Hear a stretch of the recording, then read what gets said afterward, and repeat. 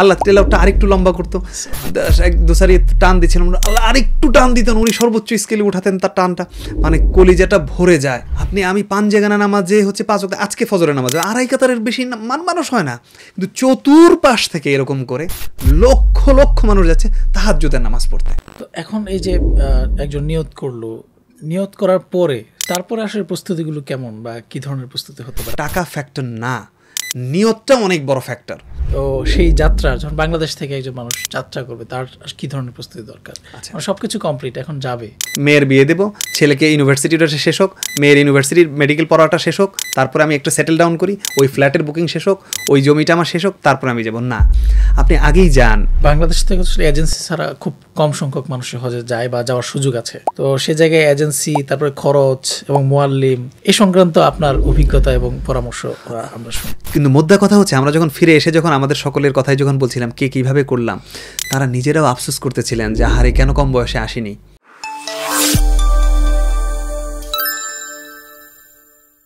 আসসালামু আলাইকুম রহমতুল্লাহ। সুপ্রিয় দর্শক, আশা করছি সবাই ভালো আছেন। ইন্ডোবা টক্সের আজকের হজ এবং উমরা বিষয়ক অনুষ্ঠান লাব্বাইকে সবাইকে স্বাগত জানাচ্ছি। সুপ্রিয় দর্শক, আমরা হজ এবং উমরা সংক্রান্ত বিভিন্ন আলোচনা এই অনুষ্ঠানের মাধ্যমে করে থাকি। বিশেষ করে হজ এবং উমরার অভিজ্ঞতা এবং হজ এবং উমরায় কী ধরনের কাজগুলো আমাদের করতে হয়, এই নানান আঙ্গিকের আলোচনা আমরা এই অনুষ্ঠানে করে থাকি।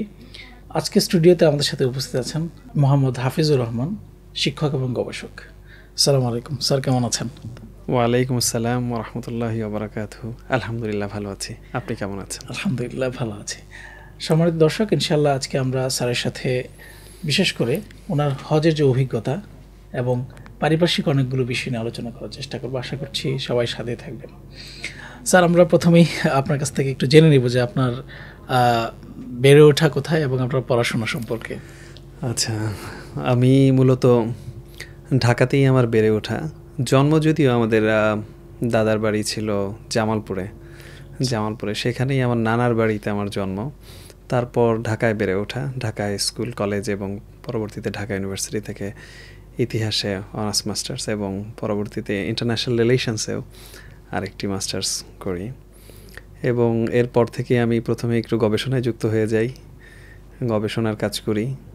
এরপর শিক্ষকতা এবং গবেষণায় দুটো নিয়েই আমি আছি। শিক্ষকতা করছি, পাশাপাশি একটু গবেষণাও করছি। স্যার, তাহলে আমরা আজকের যে অনুষ্ঠানে মূলত আমাদের কাছে দর্শকরা যেটা এক্সপেক্ট করবে সেটা হচ্ছে যে হজ উমরা এই রিলেটেড আলোচনাগুলো ইনশাআল্লাহ।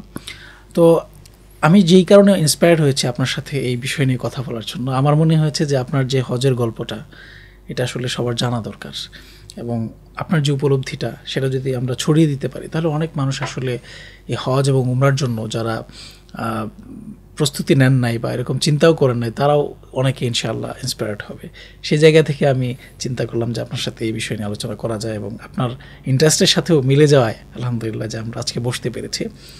তো প্রথমেই মানে হজটাকে আপনি আসলে কিভাবে দেখেন, আপনার একটা ডেফিনেশন আমরা শুনতে চাচ্ছি। আচ্ছা, হজ আমরা সকলেই জানি, হজ হচ্ছে ইসলামের অন্যতম একটি প্রধান স্তম্ভ এবং ফরজ একটি ইবাদত। প্রত্যেকটা সক্ষম পুরুষের জন্য, সক্ষম মিন্স আর্থিকভাবে যিনি সক্ষম এবং শারীরিকভাবে সক্ষম, সেই ব্যক্তির জন্য হজ ফরজ, জীবনে একবার হলেও হজ ফরজ, এটা আমরা সকলেই জানি। আর হজ যদি কি, আমি যদি এইভাবে বলি যে হজ হচ্ছে একটি নির্দিষ্ট জায়গায় নির্দিষ্ট কয়েকটি দিনে নির্দিষ্ট কিছু ইবাদতের নামই হচ্ছে হজ। সেটা কি, সেটা যদি আমি আর একটু স্পেসিফাই করে বলি, আমার মতো করে যদি আমি বলি, 5 জায়গায় 5 দিনে 9টি কাজ করার নাম হচ্ছে হজ। আচ্ছা, আমি যদি আবারও স্পেসিফাই করি, 5 জায়গায় 5 দিনে 9টি কাজ করার নাম হচ্ছে হজ। মানে এটা একটা সহজ সংজ্ঞা, একদম সহজে যদি একটু সংজ্ঞা বলি, সেই 5টি জায়গা কী কী যদি আমি সেটা বলি, 5টি জায়গা হচ্ছে মিনা, আরাফা, মুজদালেফা, জামারা, কাবা। 5টি জায়গা হচ্ছে এই 5টি জায়গা এবং 5 দিন হচ্ছে জিলহজ মাসের 8, 9, 10, 11, 12, এই 5 দিন। ওকে, এবার কাজ যে 9টি কাজের মধ্যে হচ্ছে 3টি ফরজ, 6টি ওয়াজিব। আবার বলছি 3টি ফরজ ও 6টি ওয়াজিব। এই হচ্ছে আমাদের হজের কাজ। এই কাজগুলো এই সময় এই জায়গাগুলোতে সম্পাদন করার নামই হচ্ছে হজ। আমার দৃষ্টিতে আমি যেটা বুঝতে পেরেছি একটু সহজভাবে। এবার বাকিগুলো আমি যেটা আসতে পারে সেটা হচ্ছে হজের অভিজ্ঞতার সাথে আমি যদি আমার ইয়ের মধ্য দিয়ে যদি আমি বলি সেটা আর একটু। আচ্ছা, এখন আমরা তো আসলে হজটাকে আসলে এক একজন এক একভাবে দেখে আমাদের সমাজে। কেউ মনে করে যে যারা আর্থিক সামর্থ্য আছে এটা তার উপর ফরজ হিসেবে দেখে, আবার কেউ কেউ দেখা যায় যে প্রায়ই যাচ্ছেন, অনেক সময়ই যাচ্ছেন, আবার কেউ আছে যে তার আর্থিক সামর্থ্য শারীরিক সামর্থ্য থাকার পরেও যাচ্ছেন না। এবং আমাদের সমাজে কিছু ট্রেন্ড আছে, যেমন ধরেন যে একবারে বৃদ্ধ অবস্থায় হজে যাওয়া, একবারে আমি রিটায়ারমেন্টে যাব তারপরে হজ করব। মানে এত অল্প বয়সে হজ করলে কী হবে, যেমন এরকম যে আমি যদি এখন গুনাহ মাফ করাই ফেলি পরে এসে যদি আবার গুনাহ করি, মানে এরকম একটা মেন্টালিটি, যেমন শেষ বয়সে যেতে হবে, মানে হজ করে মারা যাব। কিন্তু আমি আপনার বেলায় যদি বলি যে আপনি তো আলহামদুলিল্লাহ হজে গিয়েছেন, এবং এই হজের নিয়তের পিছনে আসলে কি ধরনের কাজ করেছে, বা আপনার এই বয়সে হজের যাওয়ার জন্য আপনি কীভাবে ইন্সপায়ার্ড হয়েছেন আসলে? আচ্ছা, আমি যদি বলি সেটা হচ্ছে একটু ছোট্ট একটা ব্যাকগ্রাউন্ড বলতে হয় এটার পেছনে, যে আমি ইন্সপিরেশনটা কোথায় পেলাম। এটা 2017 or 2018 হবে। আমার এক ফ্রেন্ড, আমি ওর নাম বলছি না এখানে, সে নাম বললে অনেকেই চিনে ফেলবেন। তিনি হচ্ছেন একটি কওমি মাদ্রাসার শিক্ষক, বর্তমানে শিক্ষক, আমার ছোটোবেলার ফ্রেন্ড, এবং সে ওই বছর হজ করে আসে। ওই বছর আমার বেশ কয়েকটা বন্ধু হজ করে, ধনাঢ্য বন্ধুও হজ করে, যে ঢাকায় প্রতাপশালী বন্ধু সেও হজ করে, এবং ওই বন্ধুটি আরও কয়েকজন বন্ধু হজ করে, এবং ও হজ করে। এবং বাই দ্য ওয়ে ওই সময় আবার আমাদের 4 তলার কাজ চলছিল। তো বাবার বাড়ি যদিও, সেখানে আমি কাজ করছিলাম, তো 4 তলার ছাদ ঢালাই চলছিল, ওইখানেও আমার একটু কন্ট্রিবিউশন ছিল, ওগুলো করতে হচ্ছিল আমাকে পুরোপুরি। তো আমি যখন বিভিন্ন জনের সাথে কথা বললাম, দুজন ব্যক্তি, কয়েক বন্ধু গেল, দুজন ব্যক্তি আমাকে খুব ইন্সপায়ার করলো। যে ধনাঢ্য ব্যক্তি তিনিও আমাকে ইন্সপায়ার করলেন, আর সেই কওমি মাদ্রাসার বন্ধু তিনিও ইন্সপায়ার করলেন। কওমি মাদ্রাসার বন্ধুর কাছে একদিন যাই, আমি স্বাভাবিক দেখা করতে যাই, ও হজ থেকে এসেছে, দেখা করতে গেলাম। সে আমাকে বলছে কথার প্রসঙ্গে যে হাফিজ, কত টাকা ইনকাম করো বলো, আচ্ছা তোমার ইনকাম কত মান্থলি? তো আমি একটু বিব্রত হলাম স্বাভাবিকভাবে, যে মানুষ যদি এর কথা বলে তাহলে কেমন শোনায় যে এটা। তা আমি বললাম, তো বললো বলো না কত টাকা ইনকাম করো, বলতে তোমার কি হচ্ছে, আমি তো বন্ধু মানুষ। তা আমি বললাম এই তো মোটামুটি এরকম অ্যারাউন্ড 40K এরকম সামথিং। এটা দেন আর কিছু, হ্যাঁ আরও কিছু ইনকাম আছে, এটা করি, একটু গবেষণার কাজ করি শিক্ষকতার পাশাপাশি। বাড়ি ভাড়া কত পাও? এত পাচ্ছি। ওয়াইফ কত বেতন পায়? এত পাচ্ছি। তো সব মিলে তোমার কেমন আসছে? নিয়ার অ্যাবাউট, বা হচ্ছে যে 70-80 এরকম সামথিং, এরকম বলা হচ্ছে। এটা শোনার পরেও আমাকে বললো, এবার তুমি আমাকে জিজ্ঞাসা করো যে আমি কত টাকা ইনকাম করি। আমি বললাম কি ব্যাপার, আজকে কথা তুমি এইভাবে বলছো, কি কারণটা কি? বলে জিজ্ঞাসা করেই দেখো, তুমি প্ল্যান আছে মাথায়, ওদিকে যাচ্ছে। তো আমাকে বললেন যে জিজ্ঞাসা করো তুমি আমাকে। আমি বললাম হ্যাঁ, তুমি কত বেতন পাও? ও আমাকে বলল, আলহামদুলিল্লাহ আমি 7,000 টাকা বেতন পাই। দিলটা খুলে সে আলহামদুলিল্লাহ বলে এই কথাটা বললো। আমাকে বলছে তুমি 70-80 হাজার টাকা তোমার মান্থলি ইনকাম, আর মুখ দিয়ে তোমার আলহামদুলিল্লাহ বেরোচ্ছে না, আল্লাহর কাছে শুকরিয়া বেরোচ্ছে না। না না, ডেফিনেটলি আলহামদুলিল্লাহ এইটা করলাম। ও বললো যে কোনো কথা নাই, হজের নিয়ত করো। বললাম এই এখনও তো গোছানো হয়নি, কি করব, এখনও তো এটা হয়নি। যাবো তো অবশ্যই, খুব মনের মধ্যে ইচ্ছা আছে আমি যাবো কোনো একসময়। বললো কোনো কথা নেই, আগে হজের নিয়ত করো, হজের নিয়ত করো। তা আমাকে বললো যে আমি মাত্র, তোমাকে আমি আমার বেতনের কথা বললাম, আমার 25,000 টাকা হাতে নিয়ে আমি হজের জন্য টাকা জমা দেয়, আমার কাছে কোনো টাকাও ছিল না। তুমি মন থেকে দিল থেকে নিয়ত করো, কবুল করার মালিক আল্লাহ। একটা ঘটনা 2017 or 18, 2017 প্রবাবলি 17, আচ্ছা or 18।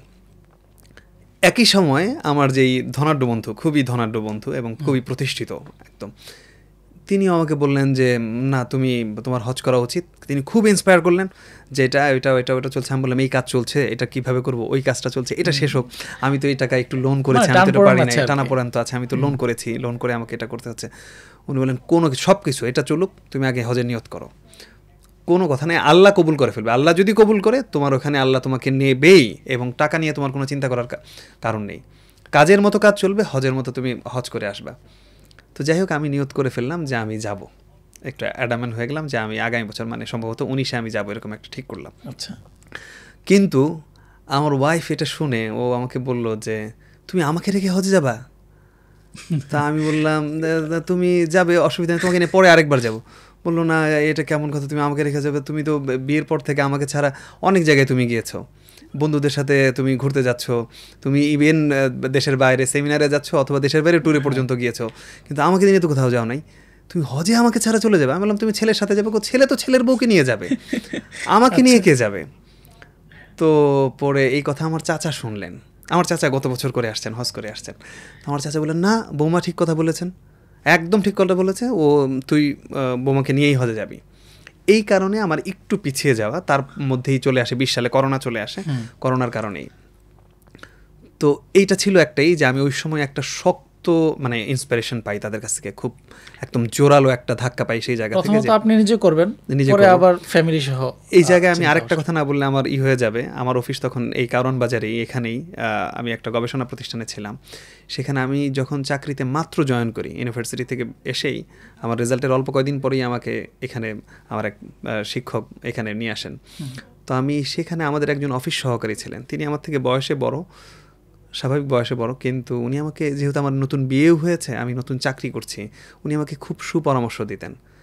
মানে আল্লাহ এক কথা, মাল্লাম ইয়াশকুরিনাস ফালাম ইয়াশকুরিল্লাহ, অবশ্যই কৃতজ্ঞতা প্রকাশ করতে হয়, আমি তার কথা বলতে হয়। তিনি আমাকে একটা কথা বলতেন যে ভাই কিছু সেভিংস করেন, কিছু একটা সেভিংস করেন, এইটা করেন ওইটা করেন, নাহলে দেখবেন দেখতে দেখতে টাকা খরচ হয়ে যাবে। তো ওই সময় আমার যেহেতু একটা নিয়ত আছে যে আমি আল্লাহর ঘরে যাব, ওই সময়, এটা আমি 2011 সালের কথা বলছি, হ্যাঁ 12তে আমি এই জিনিসটা চিন্তা করলাম। এই লেসনটা ইয়াং যারা আছেন, যারা নতুন চাকরিজীবী অথবা যারা ইয়াং আছেন, তাদেরকে কাজে লাগবে, তাদের জন্য যে যে একটা ছোট্ট অ্যামাউন্ট করে আপনি একটু আল্লাহর এই নিয়তে আপনি সেভিংস করেন, এই নিয়তে আপনি সেভিংসটা করেন, সেটা দিয়ে হয়তো পুরোটা হবে না, কিন্তু একটা বড় হেল্প করবে। ওটা আমাকে একটা বড় হেল্প করেছিল। তো সুতরাং ওই ভাইয়ের প্রতিও কৃতজ্ঞতা প্রকাশ করতে হয় যে আমি ওই সময় থেকে একটু মনের ইচ্ছা, দ্বিতীয়ত হচ্ছে আমার এই বন্ধুর যে প্রচণ্ডই যে অনুপ্রেরণাদায়ক যে কথাগুলো বললেন, অনুপ্রেরণামূলক যে কথাগুলো বলল, যে টাকা ফ্যাক্টর না হজে যাওয়ার জন্যটা, হজে যাওয়ার জন্য মূল ফ্যাক্টর জিনিসটা হচ্ছে নিয়ত, অন্তরের নিয়ত। যদি আমি খাস দিলে দৃঢ় চিত্তে আমি নিয়ত করি, অবশ্যই আল্লাহ তা কবুল করে নেবেন। আর আল্লাহ যদি কবুল করে নেন, ওই ব্যক্তি বায়তুল্লাহ যাবেন, এতে কোনো সন্দেহ নেই। তো এই যে নিয়ত করা এবং আল্লাহর কবুল করা, তো আল্লাহ আসলে কবুল না করলে হজ করা যায় না, তো এরকম ঘটনা তো আমাদের আশেপাশে আছে, কি বলেন? হ্যাঁ, এরকম ঘটনা অনেক আশেপাশে আছে। আমি যদি আরেকটু এই জায়গায় বলি যে আমার এক রিলেটিভ, আমাদের রিলেটিভের, এটা হয়তো আমাদের চারপাশে অনেকের সাথেই মিলে যাবে, বেশ প্রভাবশালী ব্যক্তি, প্রতাপশালী ব্যক্তি, ঢাকা শহরে কয়েকটা বাড়ির মালিক। ইভেন আমি এইভাবেও বলতে হয় যে আমাদেরকে ঢাকায়, যেটা আমার আব্বাকে, যারা আমার আব্বা চাচাকে যিনি এই জমিনটা যিনি দেখিয়েছিলেন, যিনি কিনে দিতে হেল্প করেছিলেন, তিনি একজন পরহেজগার মানুষও। তাকে আল্লাহ যথেষ্ট মানে হচ্ছে দিয়েছেন, এবং কিন্তু তার নসিবে আল্লাহ হজ রাখেননি, অত্যন্ত দুর্ভাগ্যজনক। আমি নিজেও জানি, আমি ছোটোবেলা থেকেই শুনতাম, মানে শুনে শুনে বড় হয়েছি, যে আমার নানা অত্যন্ত পরহেজগার মানুষ ছিলেন, অত্যন্ত পরহেজগার, মানে এত পরহেজগার মানুষ ছিলেন। উনি 1992 or 3-তে উনি হজ করে আসেন। আমার সেই ছোটোবেলার কথাগুলো মনে আছে, আমাদের বাসা থেকেই গিয়েছিলেন, আবার আমাদের বাসায় আসলেন। আমি যেহেতু বড় নাতি ছেলেদের মধ্যে, এবং আমরাই ঢাকায় থাকি, উনি ওই সুন্দর সুন্দর জিনিসগুলো আমার জন্য নিয়ে আসতেছেন এবং ওইভাবে বলছেন উনি। এবং আমার এখনও মনে আছে, তখন সম্ভবত 86 or 85,000 টাকা লেগেছিল, এরকম অ্যামাউন্টের টাকা তখন। তো উনি সবসময় বলতেন, ওনারই একজন ছোট ভাই ছিলেন, উনি অত্যন্ত প্রভাবশালী, একটা বড় পলিটিক্যাল পার্টির, উনি একটা জেলার প্রতিষ্ঠাতা প্রেসিডেন্ট ছিলেন, বাংলাদেশের অন্যতম বড় পলিটিক্যাল পার্টির। শেষ বয়সে উনিও ধার্মিক হলেন। আমার নানা যে বলতেন যে তুই যা, হজে যা, সে বলেন যে না, আমার এখনও হজের বয়স হয়নি। আচ্ছা। কিন্তু হজ না করেই উনি দুনিয়া থেকে চলে গেলেন। সুতরাং এইটা আমাদের সমাজে আছে। সুতরাং নিয়তটা সবচেয়ে বড় জিনিস। টাকা পয়সা আছে, বাড়ি আছে, গাড়ি আছে, ফ্ল্যাট আছে, সব কিছু আছে, কিন্তু আমার হজে যাওয়া হচ্ছে না, কারণ আমার নিয়তে শুধু ঘাটতি। তো এখন এই যে একজন নিয়ত করলো, নিয়ত করার পরে সাপোজ সে যেভাবে হোক ইন্সপায়ার্ড হলো, এমন হতে পারে আমাদের এই ভিডিও দেখে অনেক ইন্সপায়ার্ড হচ্ছে নিয়ত করার জন্য, আল্লাহ কবুল করুন। তো তারপরে আসলে প্রস্তুতিগুলো কেমন বা কি ধরনের প্রস্তুতি হতে পারে, আমরা যদি খুব সংক্ষিপ্তভাবে এটা আচ্ছা শুনে গেলাম। সংক্ষিপ্তভাবে যদি একটু বলি, আসলে এটা দীর্ঘ আলোচনার দাবি রাখে, অনেক অনেক বড় আলোচনা হয়তোই হবে। আমি আজকে হয়তো আমার এক্সপিরিয়েন্সগুলোই বলবো, সেটাতেই ভালো হবে। প্রস্তুতিটা প্রয়োজন, খুবই প্রস্তুতি প্রয়োজন। প্রস্তুতির জায়গাটা আমি এইভাবে বলতে চাই যে যখন আপনি নিয়ত করলেন, আমাকে অনেকেই পরামর্শ দিয়েছেন যে আপনি হজে যাওয়ার সময়, আমি প্রত্যেকটা ব্যক্তির পরামর্শ শুনতাম। আচ্ছা, আমি প্রত্যেকেরটা শুনতাম এবং আলহামদুলিল্লাহ আমার সৌভাগ্য হয়েছিল, আমি এমন একজন মুআল্লিমের মাধ্যমে গিয়েছি, সেই সংক্রান্ত আমি পরে বলবো, যে উনি নিজেই আমাদেরকে খুব গাইড করেছেন। ঢাকায় যত জায়গায় ট্রেনিং হতো, প্রথম সরকারি ট্রেনিং, সেই সরকারি ট্রেনিংয়ে আমি চলে গেলাম। তারা কী দিক নির্দেশনা দিলেন, প্রস্তুতির জন্য তারা কী নিতে বললেন, শারীরিক প্রস্তুতি, আর্থিক প্রস্তুতি, মানসিক প্রস্তুতি, একটু পড়াশোনা করে প্রস্তুতি। তো আমার সৌভাগ্য হয়েছিল আমি সরকারি ট্রেনিংটাতে অংশগ্রহণ করি, সেখানে ওই দিক নির্দেশনাগুলো পেলাম। এবং আমার যিনি মুআল্লিম ছিলেন, উনি 6 দিন ব্যাপী একটা ট্রেনিং আয়োজন করেন মসজিদে, এটা হচ্ছে এশার পরে হতো। ওনার সাথে আমরা অল্প কয়েকজন যাচ্ছি, ওনার সাথে খুব সম্ভবত আমরা 33 জন ছিলাম, উনি সহ 34 জন। যদিও ওই কাফেলা এজেন্সি থেকে অনেকে যাচ্ছেন, সেটাকে উনি পরবর্তীতে লিড দিয়েছেন, যদিও অনেক মুআল্লিম ছিলেন। কিন্তু এই জায়গায় আমরা মাত্র 33-34 জন, তাও সবাই আবার বনশ্রীর বাসিন্দা না। কিন্তু এখানে ট্রেনিংয়ে আসতেন প্রায় 160 জন। উনি সবাইকে 6 দিন ব্যাপী ট্রেনিং করালেন। কেউ কেউ আমাকে এই কথা বলছে, না এতদিনের ট্রেনিংয়ের কী দরকার, তুমি আমার সাথে আসো, আধা ঘন্টা বলে দেবো, তোমার হজ হয়ে যাবে একদম, এরকম জিনিস। কিন্তু আমি খুব খেয়াল করেছি, আমাকে যেহেতু কেউ কেউ বলেছেন, একজন আমাকে এমন বলেছেন যে উনি এতটাই আবেগ নিয়ে হজ করেছেন, যে যাওয়ার আগের আমি 1 মাস 1 বছর আমি এই সংক্রান্ত পড়াশোনা করেছি। আমার বাসার পুরো ওয়াল দেয়ালের মধ্যে আমি এই জিনিসগুলো ভিজুয়ালাইজ করেছি। আমি ওই রাস্তাটা দেখতে চাই, আমি ওই কাবার ওই জায়গাটা দেখব, আমি এই রোডটা দেখব, সব কিছু জিনিস যেন যাওয়ার পরই আমি সব কিছু বাস্তব আমার কাছে মনে ফুটে ওঠে। তো এই কথাগুলো শুনে আমি ওই ট্রেনিংগুলোতে অংশগ্রহণ করি এবং আলহামদুলিল্লাহ ওই ট্রেনিংয়ে অংশগ্রহণ করে উনি আবার আমাদের পরীক্ষা নিয়েছিলেন। পরীক্ষার পর পুরস্কারও দিয়েছেন। আচ্ছা, 160 জন পরীক্ষা দিয়েছে। আলহামদুলিল্লাহ আমি সেখানে ভালোই করেছিলাম, যে সেকেন্ড অথবা ফার্স্ট এরকম হয়েছি সেখানে। আমার ওয়াইফও সেখানে ভালো করেছিল, মনে হয় 7ম হয়েছিল এরকম। যাই হোক, উনি অনেক ভালো পুরস্কার এবং হজ সংক্রান্ত বইটা ইন্সপায়ার করার জন্য এইটা করেছেন। এই যে জায়গা জিনিসটা খুব দরকার, যে একটা ইয়েকে পরবর্তীতে ইন্সপায়ার করার জন্য। আমি এই জায়গায় যেটা বলতে চাই, যে প্রস্তুতির জন্য পড়াশোনাটা একটু দরকার। প্রথম দিকে নিয়াত, আর্থিক প্রস্তুতি, শারীরিক প্রস্তুতি, মানসিক প্রস্তুতি, এই জিনিসগুলো দরকার, এবং একটু পড়াশোনা করা, একটু জানা। আমাকে আমার এক কলিগ উনি বললেন যে আপনি যেহেতু যাবেন, উনি খুব খুশি হলেন। এবং আমি এই জায়গায় এই কথাটা বলতে চাই, যে আপনার মাধ্যমে সবাইকে জানাতে চাই যে জিনিসটা, সেটা হচ্ছে যে কেউ যদি হজে যায়, তার বয়স যেটাই হোক, তাকে আপনি ইন্সপায়ার করেন, সাথে সাথে আলহামদুলিল্লাহ বলেন, তাকে একটু হেল্প করেন কোনো একটা ভাবে। সেটা আপনার পরামর্শ দিয়ে হোক, বুদ্ধি দিয়ে হোক, সেটা আপনি বই পুস্তক দিয়ে হোক, যদি আর্থিকভাবে হোক, যে কোনোভাবে হোক, আপনি একজন আল্লাহর বান্দা হাজিকে, আল্লাহর ঘরের মেহমানকে আপনি হেল্প করার জন্য একটু কোন কথাটা আসলে কাকে ইন্সপায়ার করে।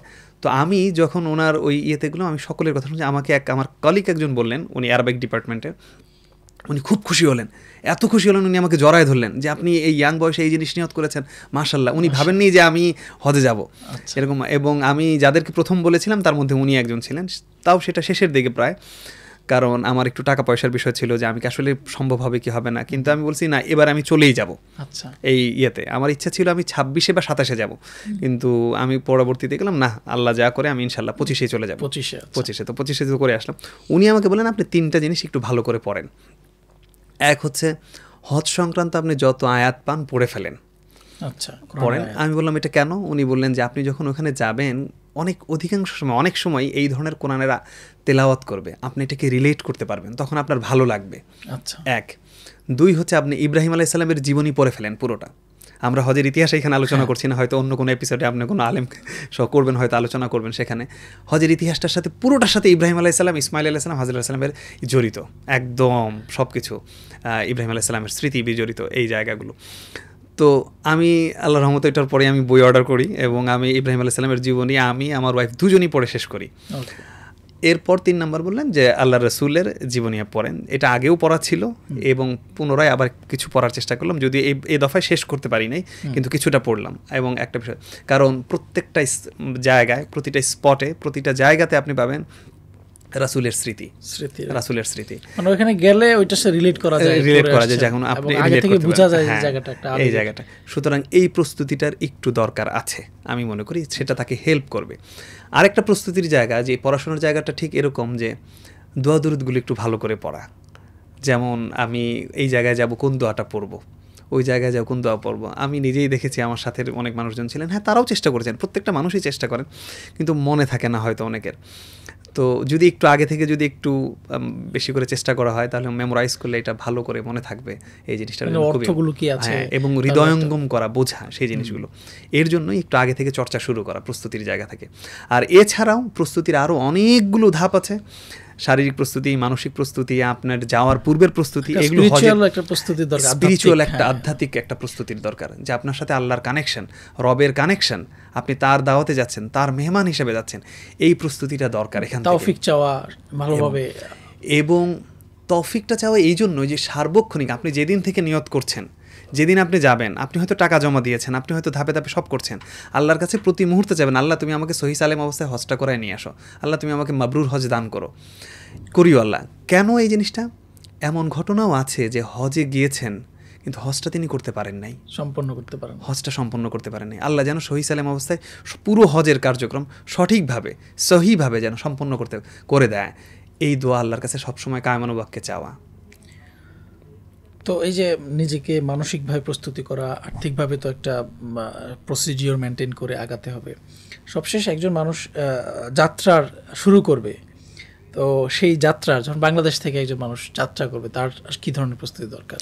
সব কিছু কমপ্লিট, এখন যাবে, এই সময় তার কি থাকা? আচ্ছা, যাওয়ার আগ মুহূর্তেই বেশ কিছু এখানে কাজ আছে, কিছু প্রয়োজনীয় জিনিসপত্রের একটু বিষয় আছে, সেই জিনিসপত্রগুলো সাথে নিয়ে নিতে হবে। এগুলো নিয়ে ডিটেইল একদম আমার কাছে লেখাও আছে, একদম আমি একদম গুছিয়ে লেখা আছে যে সেক্টর ওয়াইজ কাজ ভাগ করা আছে, কোন কোন জিনিস আমার লাগবে, লিস্টগুলো করা আছে, একটু চেক লিস্টগুলো রেডি করা, চেক লিস্ট অনুযায়ী সব কিছু এখান থেকে গুছিয়ে নেওয়া, সব কিছু ঠিকঠাক করে এখানে প্রস্তুতি করা। ফর এক্সাম্পল, এহরামের কাপড় লাগবে আমার হচ্ছে ওখানকার জন্য এহরামের কাপড়গুলো কোনগুলো ঠিক হবে, ওখানে যেহেতু ওয়েদারটা ডিফারেন্ট, ওয়েদার ডিফারেন্টের জন্য আমার কোন কোন জিনিসগুলো লাগবে, আমার এখান থেকে একটু ওষুধপত্র লাগবে, এই সব জিনিসগুলো যাওয়ার আগে চেকলিস্ট অনুসারে সব কিছু ঠিকঠাক করে নিজেকে গুছিয়ে নেওয়া।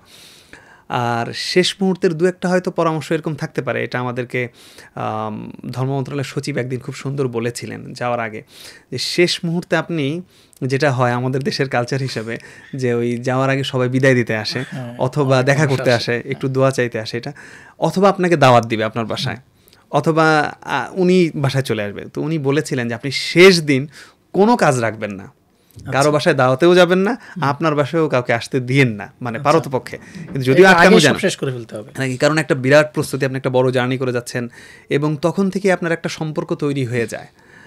আর প্রস্তুতির জায়গায় আরেকটা জিনিস খেয়াল রাখতে হবে, আপনি যেহেতু আল্লাহর ডাকে যাচ্ছেন, শয়তান কিন্তু বসে নেই, শয়তান কিন্তু সবসময় আপনাকে ওয়াসওয়াসা দেওয়ার জন্য প্রস্তুত, এবং ও কিন্তু দেওয়ার চেষ্টা করবেই। এবং হজের যেই সবচেয়ে বড় বিষয়, যেই শিক্ষাটা আমাদেরকে সবসময় দিত, সবসময় বলতো যে ফালা রফাসা ওয়ালা ফুসুকা ওয়ালা জিদালা ফিল হজ, যে আপনি এই জায়গায় কোনো ধরনের আপনার মেজাজ গরম করা যাবে না, আপনার রাগ করা যাবে না, করছেন তো শেষ।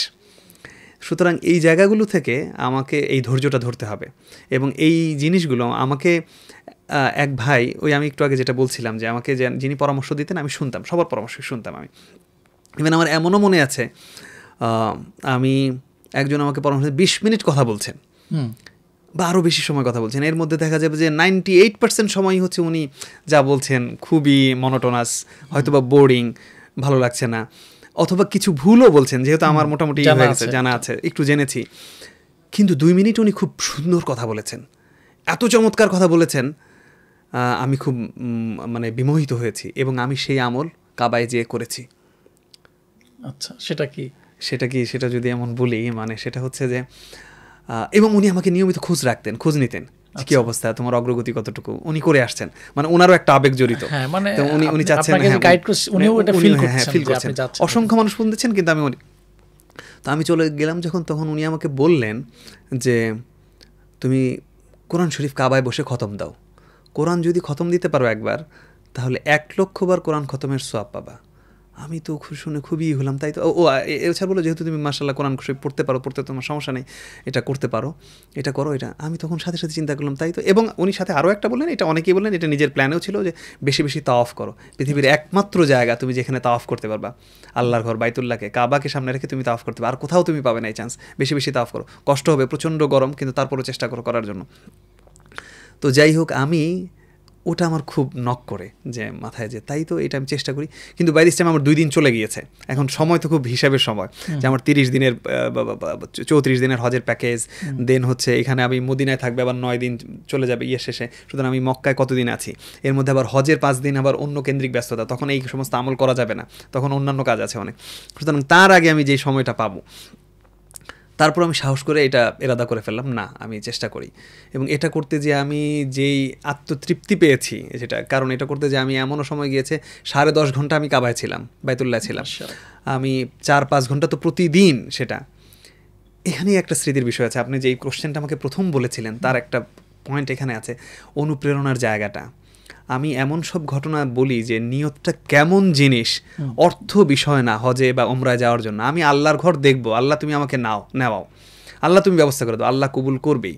আমি এইখানে আমি এগুলো তো গল্প বললাম এটা, আর ওইখানে যে প্রত্যক্ষ যেটা পেলাম আমি এই কোরআন শরীফে ওইটা পড়ছিলাম। দেখেন এটা হচ্ছে মক্কা শরীফের 3 তলায় বসে পড়ছি আমরা। এটা সম্ভবত ওই দিন আমি জোহরের আগে, যেহেতু প্রত্যেক নামাজে অনেক আগে চলে যেতে হয়, নাহলে আপনি ভিতরে ঢুকতে পারবেন না। তো আমি পড়ছি, এই সময় আমি দেখলাম আমার পাশে একজন, আমার বাংলাদেশি একজন হবে, ও মানে আরও চমৎকার কোরআন শরীফ পড়ছে, খুব খুব চমৎকার কোরআন শরীফ পড়ছে। তা আমি পরে বাই দ্য ওয়ে জিজ্ঞাসা করলাম, একটু কিছু জিনিস গেলাম, ভাই এটা কি থামার একদম পারফেক্ট জায়গা, এটা কেমন জায়গা, এটা কি? তো উনি আমাকে গাইড করলেন। তো আমি দেখে একটু, যেহেতু এমন কোথা থেকে আসলেন, স্বাভাবিক অনেকের সাথে কথা হয়েছে, অসংখ্য মানুষের সাথে কথা হয়েছে, অসংখ্য দেশের মানুষ। তো আমি ওনার সাথে কথা বললাম একটু, যে আপনি কোথা থেকে এসেছেন? কিশোরগঞ্জ থেকে এসেছেন। আচ্ছা। আমি তার বেশভূষা দেখেও বুঝলাম যে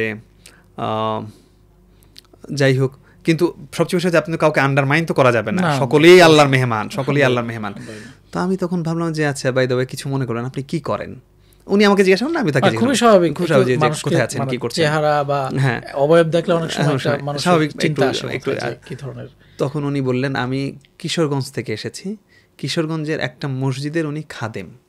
আচ্ছা, এবার আপনি বলুন যে কিশোরগঞ্জের, আমি এই গল্প যখন আমার এক বন্ধুকে বলছিলাম, ও আমাকে বলছিল কিশোরগঞ্জের ইমাম সাহেবের বেতন কত, সেটাই বাংলাদেশের তো ঢাকা শহরের একজন খাদেমের বেতন কত, কিশোরগঞ্জের একটা প্রত্যন্ত গ্রামের খাদেম, মসজিদের খাদেম, তার বেতন কয় টাকা হতে পারে? 5 থেকে 7,000 টাকার বেশি তো কখনোই হবে না, আমার মনে হয় 5,000ও হয় না। দেখেন আমি সঠিক জানিও না, যাই হোক আমি শুধু ধারণা থেকে আমি যেটা বললাম, অভিজ্ঞতা এটা বলে। আমি পরবর্তীতে আমার ঢাকায়, আমার এলাকার মসজিদ কমিটিরও সদস্য, আমি আমি পরে খোঁজ নিলাম, আপনি যেটা বললেন এই রেঞ্জের মধ্যে কিছু কম বেশি একটু হয়তোই, তো এরকম হতে পারে। এটা নিয়ে পরে আমি শুনে হলাম, আমি তাকে বাই দ্য ওয়ে আমি জিজ্ঞাসা করলাম যে আপনি কি হাফেজ? বললেন হ্যাঁ, উনি হাফেজে কোরআন। বললাম আমার 3 খতম হয়ে গেছে, এটা 4র্থ খতম চলতেছে, ওখানে বসে। এবং কত দিনের প্যাকেজ? ওনার প্যাকেজটা লম্বা প্যাকেজ, উনি 45 না 47 দিনের প্যাকেজ। আমি শুধু আমি অবাক হয়ে শুধু বিস্ময়ে তাকাই আছি যে এর নাম হচ্ছে নিয়ত। এবং উনি বলছেন আমি ইনশাল্লাহ আবার আসবো ইনশাল্লাহ। এই যে দৃঢ় নিয়ত, আল্লাহ তাকে হয়তো আবারও নেবেন, এবং উনি যে গিয়েছেন এটা দিয়ে, যে সুতরাং টাকা ফ্যাক্টর না, নিয়তটা অনেক বড় ফ্যাক্টর। যেই কথাটাই তো সবসময় জানেন আমরা, যে ইন্নামাল আমালু বিন্নিয়াত, যে সমস্ত কিছুই হচ্ছে নিয়তের উপর নির্ভরশীল। এটা নিয়তটা যদি আমার সহি হয়, দিল থেকে যদি আমি নিয়তটা করি, আল্লাহ হয়তো কবুল করবে। দেখেন আজকে ওই ব্যক্তির নিয়তের কারণে, তেলাওয়াতের কারণে আপনি ওনাকে দেখেছেন, আজকে আমরা এখানে কথা বলছি, উনি হয়তো জানবেনও না যে আসলে ওনাকে নিয়ে বা ওনার দ্বারা কেউ একজন আরো ইন্সপায়ার্ড হয়েছে, কাজ করেছে। এবং আমি যাওয়ার আগে ঠিক এই প্যাটার্নের কাছাকাছি ঘটনা আমাদের মল্লিম হুজুরের কাছ থেকে শুনেছিলাম। উনি যখন আমাদেরকে খুব ইন্সপায়ার করছিলেন, আমাদের ট্রেনিংয়ে ইন্সপায়ার করছিলেন, উনি ঢাকা শহরের বেশ কয়েক বছর 1997 সালের একটা ঘটনা বললেন। এটা সূত্রাপুর অথবা কোতোয়ালি থানার এই দিকের কোনো একটা মসজিদের খাদেমের এই ঘটনা বর্ণনা করেছিলেন, যে ওই ছেলেটা রাতের বেলা রিক্সা চালিয়ে টাকা ইনকাম করে পরবর্তীতে শিখে, কারণ তার মনের খায়েশ, দিলের খায়েশ। আমি বাই দ্য ওয়ে একটা রেফারেন্স আপনার বলতে পারি, আমি যখন খুব ছোট, আমি ঢাকাতেই বেড়ে ওঠা, আমার আমি 6 মাস বয়স থেকে ঢাকায় বেড়ে ওঠা।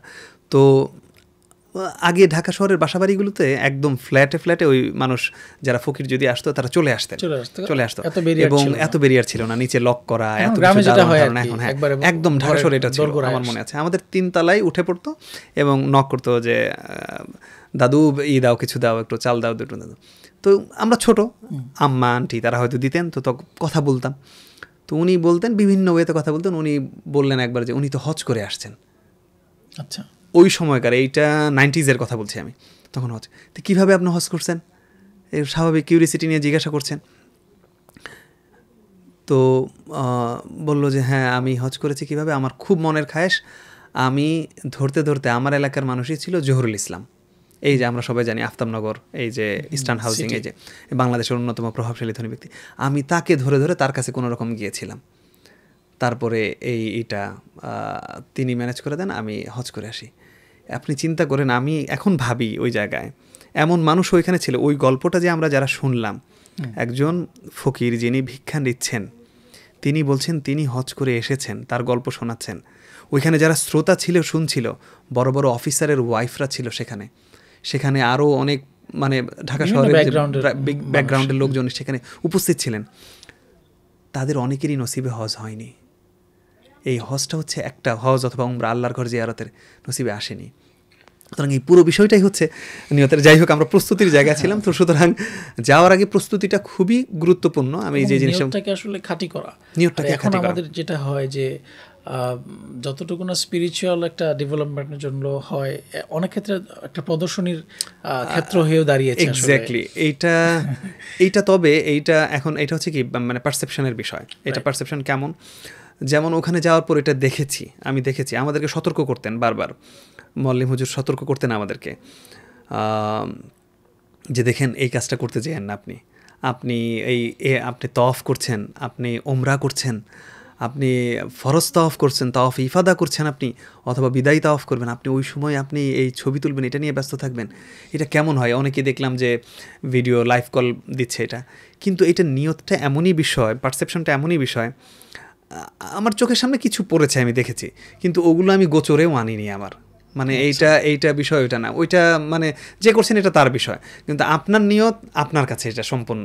এবং অধিকাংশ মানুষ এটা করে না, অধিকাংশ, অল্প কিছু মানুষ করে সেটা, হয়তো সেটার কারণেই হয়তো এই বদনামটা এরকম করে আসে এটা, কিন্তু বেশিরভাগ মানুষই, আমার ধারণা, আমার বিশ্বাস যে খাস দিলে, দিল থেকে একদম আল্লাহর সন্তুষ্ট চিত্তেই সে হচ্ছেন এই তওয়াফটা করেন, সাই করছেন, ওই জায়গায় তারা এই সমস্ত ভিডিও করেন না। অল্প কিছু মানুষই, অল্প কিছু জিনিস ওইটার ভিড়ে আসলে।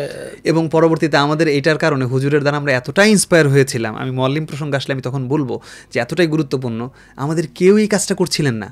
পরে কেউ যে বললেন, হুজুর আমার তো একটু ইচ্ছা যে আমি একটা স্মৃতি রাখবো না, আমি ওকে আসছি, আমি অন্য জায়গায় যাই, আমি তাজমহলে যে ছবি তুলতে পারি, আমি ওই জায়গায় ছবি তুলতে পারি, আমি এইখানের স্মৃতি রাখবো না। বললো আচ্ছা ঠিক আছে, শেষ হয়েছে আমাদের কাজ শেষ হয়েছে, ওমরার কাজ শেষ হয়েছে, সব কিছু শেষ হয়েছে। এরপর একদিন আমরা নামাজ পড়তে গেলাম, জুমার নামাজ, তখন বললো ঠিক আছে এখন তাহলে আপনি স্মৃতিস্বরূপ রাখেন এটা, এই জিনিসটা। তো এখন আমরা সাপোজ আমাদের নিয়ত শেষ, আমরা গেলাম, তো আপনার জায়গা থেকে আপনি যখন, আমরা এখন একবারে বাংলাদেশ থেকে আপনি সৌদির মাটিতে গেলেন, সৌদি আরবে গেলেন, তখন থেকে আমরা একটু শুনি আপনার ঘটনাটা। আচ্ছা, আমাকে যদি বলেন যে আমার প্রথম দিনের অনুভূতি, আচ্ছা এর আগে একটু বলে নেই যে আমরা যখন যাব এখান থেকে, সেই যাওয়ার আগে আমার বাসায় আমাকে সেই ওই ধনাঢ্য বন্ধু, যিনি এখন দুবাইতে সেটেল, আমি কি করে বলবো যে মানে উনি নিয়মিত খোঁজ নিচ্ছেন। উনি এতটাই ব্যস্ততা ওনার যে উনি সময় দিতে পারেন না, কিন্তু উনি আমার এই খোঁজটা নিতেন যে কী অবস্থা, তোমার কতটুকু অগ্রগতি, কী কী করলা, কী কী গোছালে। এবং উনি 3-4 দিন আগে ওনার প্রত্যেকটা ফোন আসতো, আমার কাছে মনে হতো যে উনি এই মুহূর্তে এমন কিছু, বেশ কয়েকটা মানুষের এই জিনিসটা আমার মনে হয়েছে। তো উনি আমাকে বললেন যে তোর প্রস্তুতির কী অবস্থা, আচ্ছা তুমি আমি ওই ইয়ের কথা বলছিলাম, আমি এটা করছি ওটা করছি। এই সময় একটা দুঃখের বিষয় হচ্ছে, যাওয়ার আমাদের 7 দিন বা না 9 দিন আগে আমার ছেলের পক্স হলো। আচ্ছা, তো এমনিই আমরা যাচ্ছি, আমাদের মনটা স্বাভাবিক, বাচ্চা রেখে আমরা দুজনই যাব, হাজব্যান্ড ওয়াইফ দুজনই যাব। এই ছেলেটার বয়স 12 বছর, ও 12 বছরে কোনো দিন একটা রাতের জন্য ওর মাকে ছাড়া থাকেনি। আচ্ছা, সুতরাং এরকম আজকালকার যুগের বাচ্চারা যেটা হয়, মানে তো সেই জায়গায় আমাদের মনটা খুব একটু হয়ে গেল। আমি এটা নিয়ে আরেকটু পরে বলবো, একটা প্রসঙ্গ, দোয়ার কবুলের জায়গার প্রসঙ্গ আসলে তখন আমি বলবো। উনি আমাকে বললেন এগুলো নিয়ে তুমি ডোন্ট ওয়ারি, একটুও বিচলিত হও না। আমাকে অনেকেই বললেন এগুলো নিয়ে বিচলিত হওয়ার কোনো দরকার নেই, এগুলো নিয়ে একদম বিচলিত হও না, বরং তুমি নিজেকে সবসময় আল্লাহর কাছে চাইতে থাকো, আল্লাহ তুমি আমাকে ঠিকভাবে নাও এবং আমার হজটা তুমি করিয়ে আনো আল্লাহ, এবং কোনো ধরনের যেন তোমার ব্যত্যয় না ঘটে। এই মুহূর্ত থেকেই রাগ সম্বরণ করতে হবে, ধৈর্য ধারণ করতে হবে, কারণ এই সময় থেকে শয়তান তোমাকে ওয়াসওয়াসা দেবে। মানে হজের জার্নি অলরেডি স্টার্টেড মানে এই প্রিপারেশনের জায়গা থেকে। এবং আমি আসার পরেও কেউ আমাকে বলেছেন যে কি ব্যাপার আপনি এই কাজে ওই কাজে, তো কেউ আমাকে বলেছেন যে যাওয়ার আগের, এর জন্যই তো 2-3 মাস ধরে আপনাকে দেখছি আপনি একটু বেখেয়ালে ভাব। যে আমি হয়তো অফিসে যাচ্ছি, আমাকে একজন কলিগ আমার মনে আছেন, উনি একটা বই দিলেন আমাকে। মানে কিছু কিছু কলিগ তো খুব ইন্সপায়ার্ড, খুব খুশি হলেন যে হ্যাঁ আপনি হজে যাচ্ছেন। এবং আমাদের প্রত্যেককে আমি এই কথা বলতে চাই যে গেলে যাওয়ার সময় আমাদের সমাজের যেটাই একটা কিছু মিথ আছে যে হজে যাচ্ছ, আর এত অল্প বয়স ও এখনই হজে চলে যাচ্ছে, তুমি তোমার মাকে নিয়ে গেছো, ও আচ্ছা টাকা মনে হয় ভালোই হয়েছে, এরকম নানান ধরনের কথা বলে। এগুলো না বলা, এগুলো না বলা, একদমই না বলা, বরং খুব খুশি হয় আলহামদুলিল্লাহ বলা। তো যাই হোক, হয়তো আমি যে তখন পড়ছি, আমি যেদিন আপনি যে প্রশ্ন করলেন, আমি যেদিন প্রথম গেলাম আমরা, তো যাওয়ার পর থেকেই বিশ্বাস করেন বাসা থেকে বেরোর সময়, বাসা থেকেই তো একটু নিয়ত টিয়ত করে বের হলাম, যাওয়ার পর থেকেই হচ্ছে আমাদের দিলটা ওইটার জন্য সঁপে আছে একদম। এবং আমরা ইহরাম বাঁধলাম হচ্ছে এয়ারপোর্টে, এবং জানেন এখন তো মানে হাজি ক্যাম্পেই হচ্ছে বাংলাদেশি ইমিগ্রেশন শেষ হয়ে যায় এবং এয়ারপোর্টই হচ্ছে সৌদিয়ান ইমিগ্রেশনও শেষ হয়ে যায়। সুতরাং জেদ্দা নামার পরে আরও বেশি খুব অত্যন্ত অর্গানাইজড ছিল, অত্যন্ত অর্গানাইজ। কয়েক বছর ধরে এটা হচ্ছে, ইমিগ্রেশনটা এখানেই শেষ হয়ে যায়। আর সৌদি পর্বে যে হচ্ছে ওখানে অত্যন্ত এবার ছিল সবচেয়ে স্মুথ এবং অর্গানাইজড ছিল এবার। তো আমরা যখন যাই তখন থেকেই ফিলিংসটা অন্যরকম হয়ে গেল। যে জিনিস ভয় পাচ্ছিলাম যে মনে হয় বাচ্চাদের জন্য মনটা অনেক কাঁদবে, মানে এটা খুবই ছিল যে স্বাভাবিক, যে এই খুব বেশি মনে হচ্ছিল। তো বিশ্বাস করেন আল্লাহর রহমতে না, আল্লাহ ওই ধৈর্য ধরার তৌফিক দিয়েছে এবং মন শক্ত ছিল। তো আমরা গেলাম, যেয়ে পৌঁছাতে আমরা একদম আমার হোটেলে পৌঁছাতে অসংখ্য চেকিং এগুলো শেষ করে যখন পৌঁছালাম, আমরা ঈশান নামাজের পরে যে মক্কায় পৌঁছাই। তো হোটেলে উঠে গেলাম, আমরা প্রথমেই হোটেলে উঠে গেলাম। তো মোয়াল্লিম হুজুর বলে দিলেন আমাদেরকে যে আমাদের তখন তো আমরা এহরাম বাঁধা, যেহেতু আমরা হজে তামাত্তুর নিয়তে আমরা গিয়েছি, আমাদের এহরাম বাঁধা আছে একদম, ঢাকা এয়ারপোর্ট থেকে আমরা করে গিয়েছি। তো উনি বললেন আমরা ওমরাটায় যাব, আমরা ওমরার উদ্দেশ্যে বেরোবো তাহাজ্জুদের আগে। আপনারা পৌঁছাইছেন হচ্ছে এশার পরে, আমরা যাবো তাহাজ্জুদের আগে। তার মানে উনি টাইমটা বলে দিলেন 2:30 সৌদি সময় 2:30। এটা আমি স্পেসিফিক বলতে পারি 18 তারিখ 2:30 AM, তার মানে 17 তারিখ দিন পার হয়ে রাত, এই মে মাসের। তো উনি বললেন যে আপনারা সবাই হোটেল লবিতে নিচে নেমে যাবেন সবাই। তো আমরা সবাই আসলাম, পাশের হোটেলেও আমাদের কিছু লোক ছিল, হাজিরা ছিলেন, তারাও আসলেন। তো যেহেতু প্রথম দিন, অধিকাংশেরই প্রথম হজ, কিছু মানুষ আছেন হয়তো তিনি ওমরায় গিয়েছেন বা ইয়েতে গিয়েছেন বা দ্বিতীয়বার হজ করছেন, তারা জানেন, কিন্তু আমরা অধিকাংশই জানি না, আমাদের কাছে একদম নতুন। এবং নতুন অবস্থায় আমাদের বেশ কয়েকজন গাইড ছিলেন, মোয়াল্লিমগণ ছিলেন, আমাদের এজেন্সির মালিক ছিলেন, তারা সবাই ছিলেন। তো ওনারা আমাদেরকে গাইড করছেন যেন আমরা হারায় না যাই। তাই বললেন যে আপনারা অন্য কোনো দিকে যাবেন না, আজকের দিনটা আমাদের কথা শোনেন, আজকের দিনটা আমাদের সাথে থাকবেন, প্রথম দিন দেখা দিই, নাহলে কিন্তু রাত্রেবেলা হারায় যাবেন এটা। এবং উনি টাইম চুজ করছেন, পিক করছেন যে হচ্ছে তাহাজ্জুদের সময়, তাহাজ্জুদের আগে, তাহাজ্জুদের আজানের আগে, তাহাজ্জুদের আজান হয় প্রতিদিন। সেটা যখন আমরা নিচে নামার পরেই আমি বিস্ময় হতবাক সেই দৃশ্য দেখে। আমাদের নিচে নামিয়ে, হোটেলের নিচে নামিয়ে রাস্তাতেই আমাদেরকে একসাথে রাখার জন্য, জড়ো করার জন্য উনি একটু কথা বলছিলেন মোয়াল্লিম হুজুর। ওই সময় আমি যে দৃশ্যটা দেখলাম, প্রথম দৃশ্য, সেটাই আমি বিস্ময়ে অভিভূত। আপনি এই দৃশ্য কোথায় খুঁজে পাবেন যে তাহাজ্জুদের সময় লক্ষ লক্ষ মানুষ যাচ্ছে তাহাজ্জুদ নামাজ পড়তে। আমি পাঞ্জেগানা নামাজে হচ্ছে 5 ওয়াক্ত, আজকে ফজরের নামাজ 2.5 কাতারের বেশি মানুষ হয় না ইয়েতে, আর লক্ষ, আমার চোখে তো না হয় আমি এই রাস্তা দেখতে পাচ্ছি, আমি ওই রাস্তা দেখতে পাচ্ছি, আমি ইব্রাহিম খলিল রোড, আমি হিজরা রোড, 2-3টা রোড, সামনে যাওয়ার পর হয়তো আরও 2-1 জায়গা দেখতে পাচ্ছি, কিন্তু চতুর্পাশ থেকে এরকম করে লক্ষ লক্ষ মানুষ যাচ্ছে তাহাজ্জুদের নামাজ পড়তে। মানে এক অভূতপূর্ব দৃশ্য। তো যাই হোক, লাব্বাইক আল্লাহুম্মা লাব্বাইক, লাব্বাইক লা শারীকা লাকা লাব্বাইক বলে আমরা ছুটলাম কাবার পানে। এবং ওইটা তো একটা অন্যরকম ফিলিংস প্রত্যেকের মনের মধ্যে, যে আজকে আমি প্রথম কাবা দেখতে যাচ্ছি। তার আগেই সকলেই জানে যে কাবার প্রথম দর্শনের সময় যদি কেউ যা দোয়া করে তাই তা কবুল হয়, এটা যে বলা হয়। তো প্রত্যেকেই তো মনে মনেই, এবং প্রত্যেকের আবেগ অনুভূতি, সেটা নিয়ে আমরা যাচ্ছি সাথে। তো একটা পর্যায়ে গেলাম, সেই জায়গায় যাওয়ার পরে একটা চত্বরে যাওয়ার পরেও সেখান থেকে আমাদের হোটেলটা বেশ কাছাকাছি ছিল, খুব কাছাকাছি, কবুতর চত্বরের সাথেই, একদম সাথেই, খুব কাছাকাছি। কিন্তু কাবার যে প্রেমিসেস, এটা অনেক বড় আসলে। ইনফ্যাক্ট আপনি যেই জায়গা থেকে আপনাকে থামিয়ে দেবে বা অথবা যে জায়গায় যেতে দেয় না তারপরে নিচতলা দিয়ে, সেখান থেকেও একদম কাবায় পৌঁছতে বেশ ভালোই সময় লাগে। আমি হিসাব করে দেখছি 4-5 মিনিট লেগে যায়। তো আমরা যাচ্ছি, কিছুই চিনি না, সেটা দূর থেকেই মনে হয় যেন ওই যে দেখা যাচ্ছে কাবা, ওটা দেখার সাথে সাথেই তো আপনি চোখের পানি ধরে রাখতে পারবেন না। তারপরেও যাই হোক, তো তখনও আসি নাই, তখনও যাচ্ছি, আমরা যাচ্ছি। তো একটা এসকেলেটর দিয়ে নিচে চলে গেল, তারপরে আস্তে করে আপনি আবার উঠলেন উপরে, তখনই তো আপনার সামনে সেই প্রাণের কাবা। এটা দেখার পর আপনি নিজেকে ধরে রাখতে পারবেন না, আপনার চোখ দিয়ে অঝরে পানি চলে আসবে। সমস্ত দোয়া, আপনি কোন দোয়া, মানুষ যত দোয়া ঠিক করে যায় মনে হয় যেন কি রেখে কি চাইবো আমি আল্লাহর কাছে। তো ওই বলেছিলেন যে আল্লাহ তুমি আমার জীবনের সমস্ত নেক দোয়া, যত যা করেছি এবং যা করবো, তুমি সব কবুল করো আল্লাহ। সুবহানাল্লাহ, এক কথায় সেটা। কিন্তু তারপরেও আমার কাছে একটু তৃপ্তির জন্য আমাকে এক কলিগ একটা বই দিয়েছিলেন, উনি ওইখানে দিয়েছিলেন যে কিছু দেখার পর কিছু দোয়া আছে যেগুলো ওটা পড়লে মনে হয় একটু মানে নিজের আত্মা তৃপ্তি পায়। এটা যে আরবিতেই পড়তে হবে তা না, কিন্তু এতে কিন্তু আমি চেষ্টা করেছি সেটা করার জন্য, আলহামদুলিল্লাহ সেটা করেছি। সুতরাং একটা মানসিক তৃপ্তি, এটা প্রথম দিনের অনুভূতি। এবং প্রথম তাওয়াফটা আমরা শেষ করলাম, এবং আমার আরও খুব ভালো লেগেছে যে আমি আমার মুআল্লিমের হাত ধরে একদমই করে, এবং দোয়াগুলো যেহেতুই আল্লাহর রহমতে বাংলাদেশ থেকেই দোয়াগুলো মুখস্থ করে গিয়েছিলাম, এবং ছোটোবেলা থেকেই ইসলামিক কালচার এবং ইসলামিক পরিবেশে বেড়ে ওঠার কারণে এবং পারিবারিক শিক্ষার কারণে এগুলো আমার কাছে একটু সহজ মনে হয়েছে। বাবার কাছে গল্প শোনা, নানার কাছে গল্প শোনা, সেগুলোর কারণে। এটা শেষ করে আমরা জমজমের পানি খেলাম, আমার মনে আছে, এসে একটু পানিটা খেলাম। তারপরেই ফজরের তাহাজ্জুদের আজান হয়ে গেল, ফজরের নামাজের জন্য আমাদেরকে করে দিল, মানে তখন শেষ করে দিচ্ছে। তখন আমরা একটু সময় পেলাম, তাহাজ্জুদ পড়লাম, তাওয়াফের নামাজটা পড়ে আমরা ওয়াজিবটা এটা পড়ে আমরা হচ্ছে যে একটু তাহাজ্জুদ পড়লাম, 4 রাকাত তাহাজ্জুদ। এবং আমার মনে আছে আমি সেই সময় যেহেতু একটু সময় পেলাম ফজরের নামাজের, এই অল্প একটু সময় পেলাম আগে যে ফজর শুরু হয়ে যাবে 10 মিনিটের মধ্যে, তখন বসায় দিচ্ছে আমাদেরকে।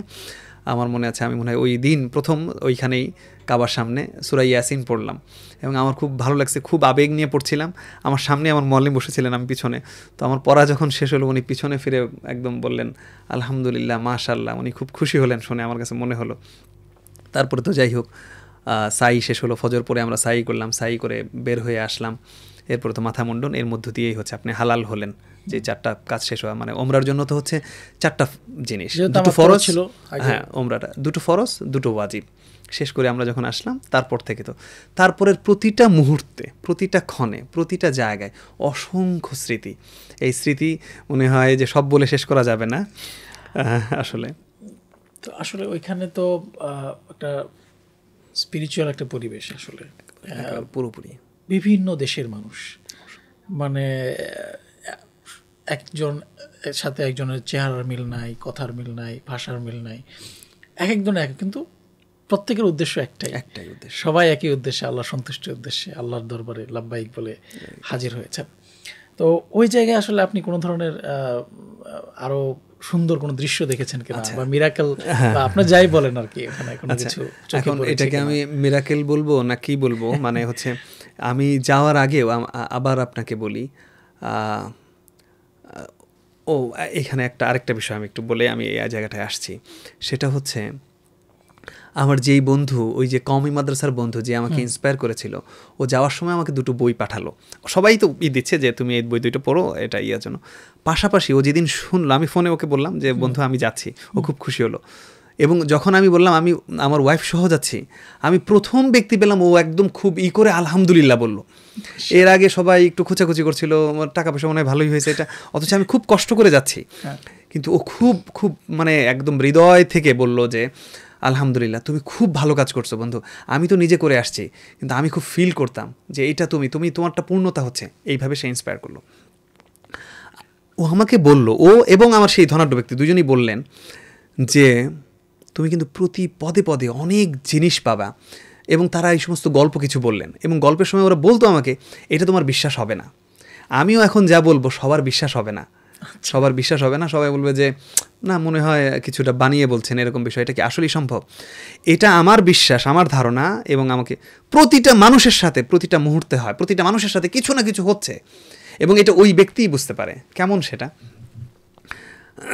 আমি ইয়েতে গেলাম আমরা, তা এখন একটা নিয়ম করছে যে নিচতলা দিয়ে তাওয়াফ করার বিষয়টা ওমরা ছাড়া অথবা এহরামের কাপড় ছাড়া পুরুষরা তাওয়াফ করতে পারে না। আচ্ছা, পুরুষরা করতে না, মহিলারা পারে। পুরুষদের করতে হবে 3 তলা অথবা ছাদ। দোতলা দিয়েও পারা যায় না, কারণ দোতলা দিয়ে হচ্ছে মহিলাও থাকে, এবং দোতলা দিয়ে হচ্ছে পুরুষ যারা অসুস্থ বা হুইল চেয়ার এগুলো ওটা চলে।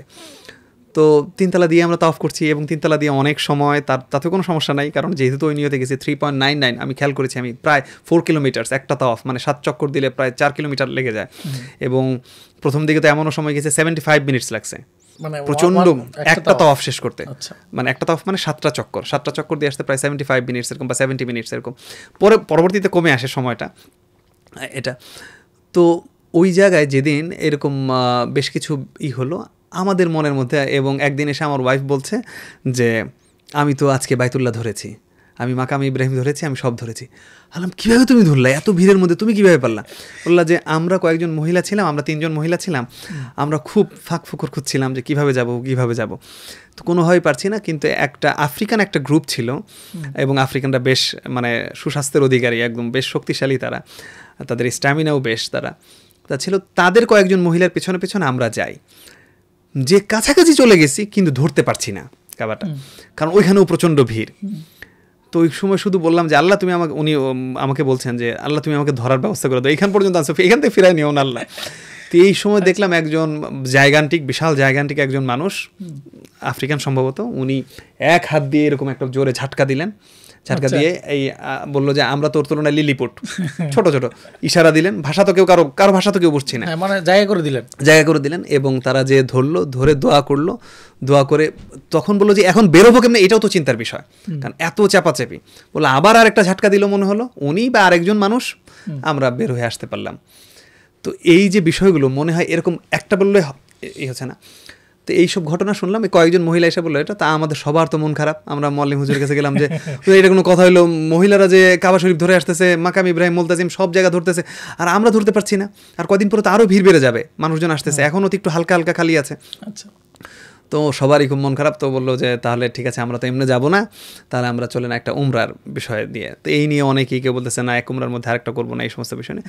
তো এক পর্যায়ে আমরা থেকে যখন ঘুরে আসি, তায়েফ হয়ে যখন ঘুরে আসি, তখন আমরা এহরাম বেঁধে আসলাম, নিয়ত করে আসলাম কার্নুল মানাজির থেকে, মিকাত থেকে।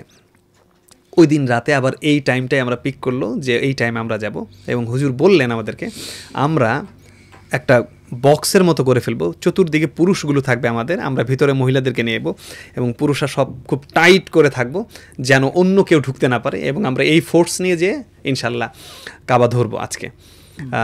হাজার আসো চুম্বন করা লাগবে না, সেটা করতে যে শরীর করার দরকার নাই, কিন্তু কাবা আমরা টাচ করবোই আজকে, এই নিয়তে যাই।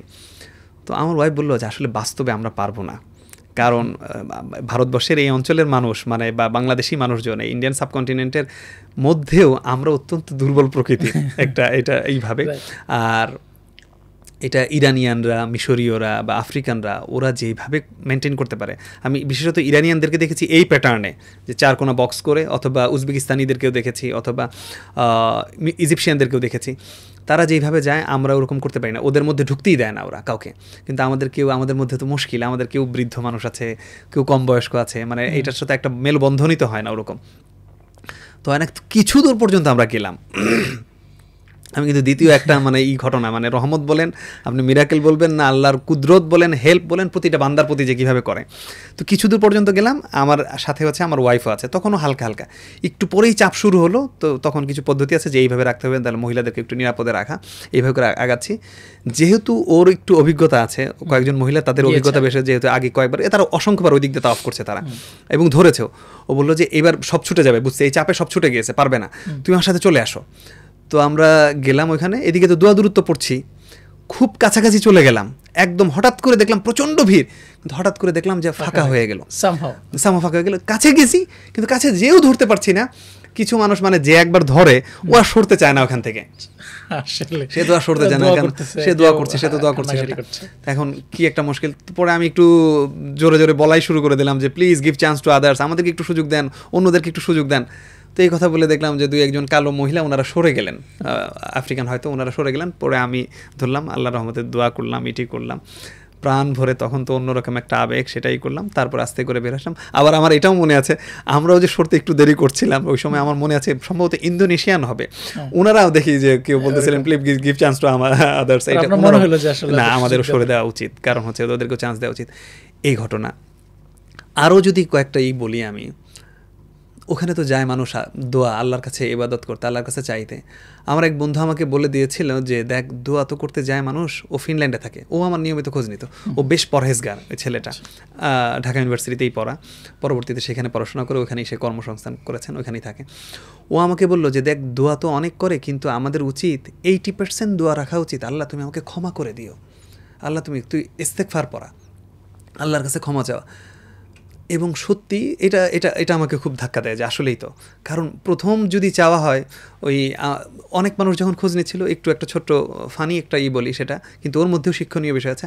আমার এক কাজিনও ফোন দিল, আমি তখন মাত্র যে পৌঁছাইছি, পরের দিনই খুব সম্ভবত, আমাদের মাত্রই আমরা হালাল হয়ে রুমে এসে পৌঁছলাম, ও ফোন দিল কী অবস্থা, কেমন পৌঁছেছি এই। তো বললো যে আমিও তো উমরায় গিয়েছিলাম, আমি তো উমরা করেছি। তো বললো যে তুই তো মাশাআল্লাহ অনেক দোয়া পারিস, আমাকে বলছে যে তুই তো অনেক দোয়া পারিস, তুই তো পড়তে পারিস।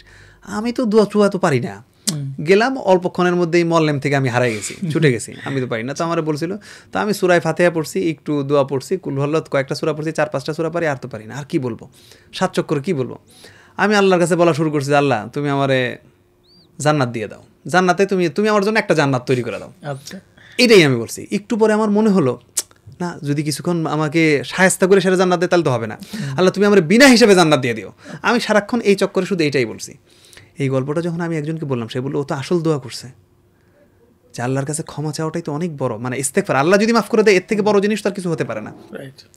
তো আমি এই জিনিসটা খুব করতাম। তো আমাদের যদিও খুব বেশি দোয়া নেই আসলে, আপনি নিজে থেকে চাইবেন তো 7 চক্কর কি। এবং আমি তো এই যে তাওয়াফের সময় যে এইগুলো করতাম, সেই সময় আমি খুব কমফোর্ট ফিল করতাম তাওয়াফ করতে ছাদ দিয়ে।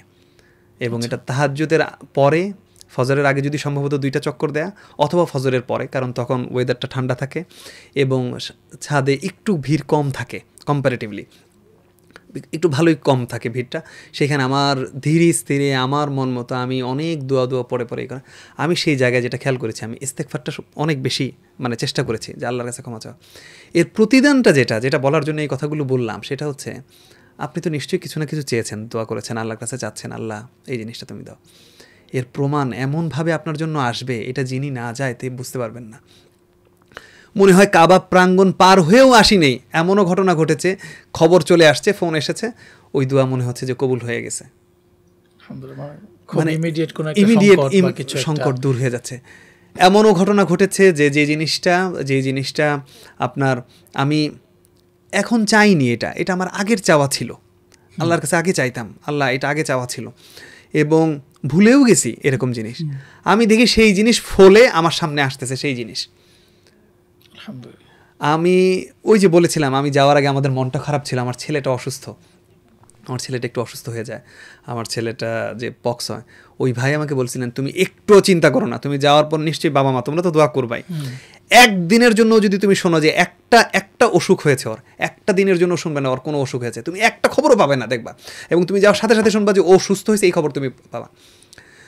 বিশ্বাস করেন, আমরা যে গেলাম, আমরা যাওয়ার পর যখন আমরা আসি সেখান থেকে, আসা তো দূরের কথা, আমরা যখন গেলাম যাওয়ার পর থেকে শুনলাম যে ও সুস্থ হচ্ছে, শুধু সুস্থই হচ্ছে।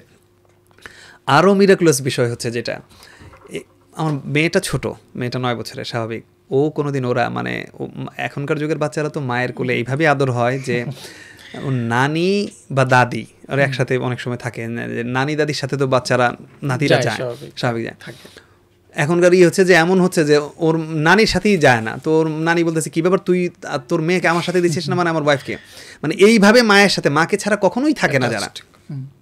সেই জায়গায় এই পুরো সফরে ওরা কোনো কান্নাকাটি এবং করে নাই, এবং সবচেয়ে বড় কথা আমাদের মনও ওদের জন্য একবারও কাঁদে নাই। একটা ফিলিংস যে ঠিক আছে এটা আছে, কিন্তু কান্না যে অত খারাপ সেটা, কারণ সারাক্ষণ মনটা আল্লাহ তো এগুলো ভুলিয়ে দিয়েছেন কীভাবে যেন। এবং আমি যেটা বললাম যে একদিনের জন্য ওদের দুজনের একটা দিনের জন্য কোনো অসুস্থতার খবর পাইনি আমি তো শুধু আমি 3 জনকে রেখে গেছি, কারণ আমি বললাম যে আল্লাহ, যখন যাওয়ার সময় বলে দিয়েছিলাম আল্লাহ 2টা নাবালক মানুষ, 3টা নাবালক, আমার মা তো বৃদ্ধা মা, 3 জন মানুষ এখানে আছে, 3 জনের কোনো একটা অসুস্থতার খবর আসে নাই এই পুরো সময়ের মধ্যে, আল্লাহ সবাইকে সুস্থ রাখছেন।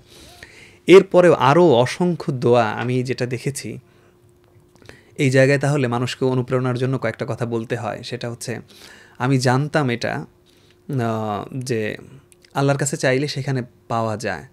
আমাদেরই এক রিলেটিভ, একটু দুঃসম্পর্কের, তারা নতুন ম্যারিড কাপল, কিন্তু বেশ ভালো, বেশ প্রতিষ্ঠিত মানুষ, ইঞ্জিনিয়ার উনি। বাচ্চা হচ্ছিল না তাদের, চাইলে অনেক ডাক্তার দেখালেন, কিন্তু সামহাউ ছেলেটা হচ্ছে অত্যন্ত ইন্টেলেকচুয়াল, মানে এই দিক থেকে সেন্সটা আমি বলবো যে অত্যন্ত ভালো, ধর্মীয় এই সেন্সে। ও কোনো তেমন চেষ্টা না করে ও দ্রুত ইয়েতে চলে গেল, ওমরায় চলে গেল। বিশ্বাস করেন, ওমরা করে 2 জন মিলে ওমরা করে আসলো, তারপরেই আল্লাহ তাদেরকে সন্তান দান করলো। এগুলো শুনলে মনে হয়, আমি এই ঘটনাটা আমি আরেকজনের লোকের কাছে শুনলাম, উনি আমাকে বলছিলেন এই কথাটা। তখন যখন বললেন তখন আমি খুব আফসোস করে বললাম, আমার এক ফ্রেন্ডের খুব সম্ভবত এরকম ঘটনা, কিন্তু আমরা কিভাবে বলি তাকে, এই কথাটা বলি কীভাবে যে তুমি এই মুহূর্তে যাও, তুমি এটা করো এরকম। তখন উনি আমাকে বললেন, দেখেন এটা আপনার বলে দেওয়া বিষয় না, এটা হচ্ছে নিজের মন থেকে আসতে হবে এবং নিজের মন থেকে আল্লাহর কাছে এইভাবে চাইতে হবে, আল্লাহ সেটা কবুল করে দেয়। এরকম অসংখ্য রেজাল্ট আছে। আরেকটা ছোট্ট কথা এই পয়েন্টে বলি যে মিরাকেলের ঘটনাটা কেমন ঘটে। আমি ফিরে এসে এই গল্পগুলো অনেকের সাথে করতাম। আমি তো একটা নিয়ত করিয়ে আসছি, সত্য কথা, যে যত মানুষকে পারি শুধু হজে যেতে বলবো, যে হজে যান অথবা উমরায় যান, আল্লাহর ঘরে যান। কেন সেটা আমার একদম শেষ পর্যায়ে আমি কয়েকটা কথা বলবো, যে সমাজ গঠনে এইটা কতটা একটা বড় ট্রেনিং আমাদের জন্য, এই হজটা বা উমরাটা, বাইতুল্লাহ জিয়ারতটা। তো এরকম তো আসলে অনেক মিরাকেলে অনেকের সাথে ঘটে। তো আসলে বিষয়টা হচ্ছে এটা ব্যক্তি রিলেটেড, আল্লাহ কার জন্য কোনটা কবুল করেন বলা যায় না। আর এটা যে হবেই এরকমও না, অনেকে ধারণা করতে পারে যে ওইখানে গিয়ে দোয়া করলে এটা হয়েই যাবে, আল্লাহ যেটা ভালো মনে করেন সেটা হবে। তো অধিকাংশ ক্ষেত্রে আমরা যেটা দেখি আর কি, অনেকেরই আল্লাহ হয়তো ওই জায়গাটাই রেখেছেন এবং যে ওটা কবুল করেন।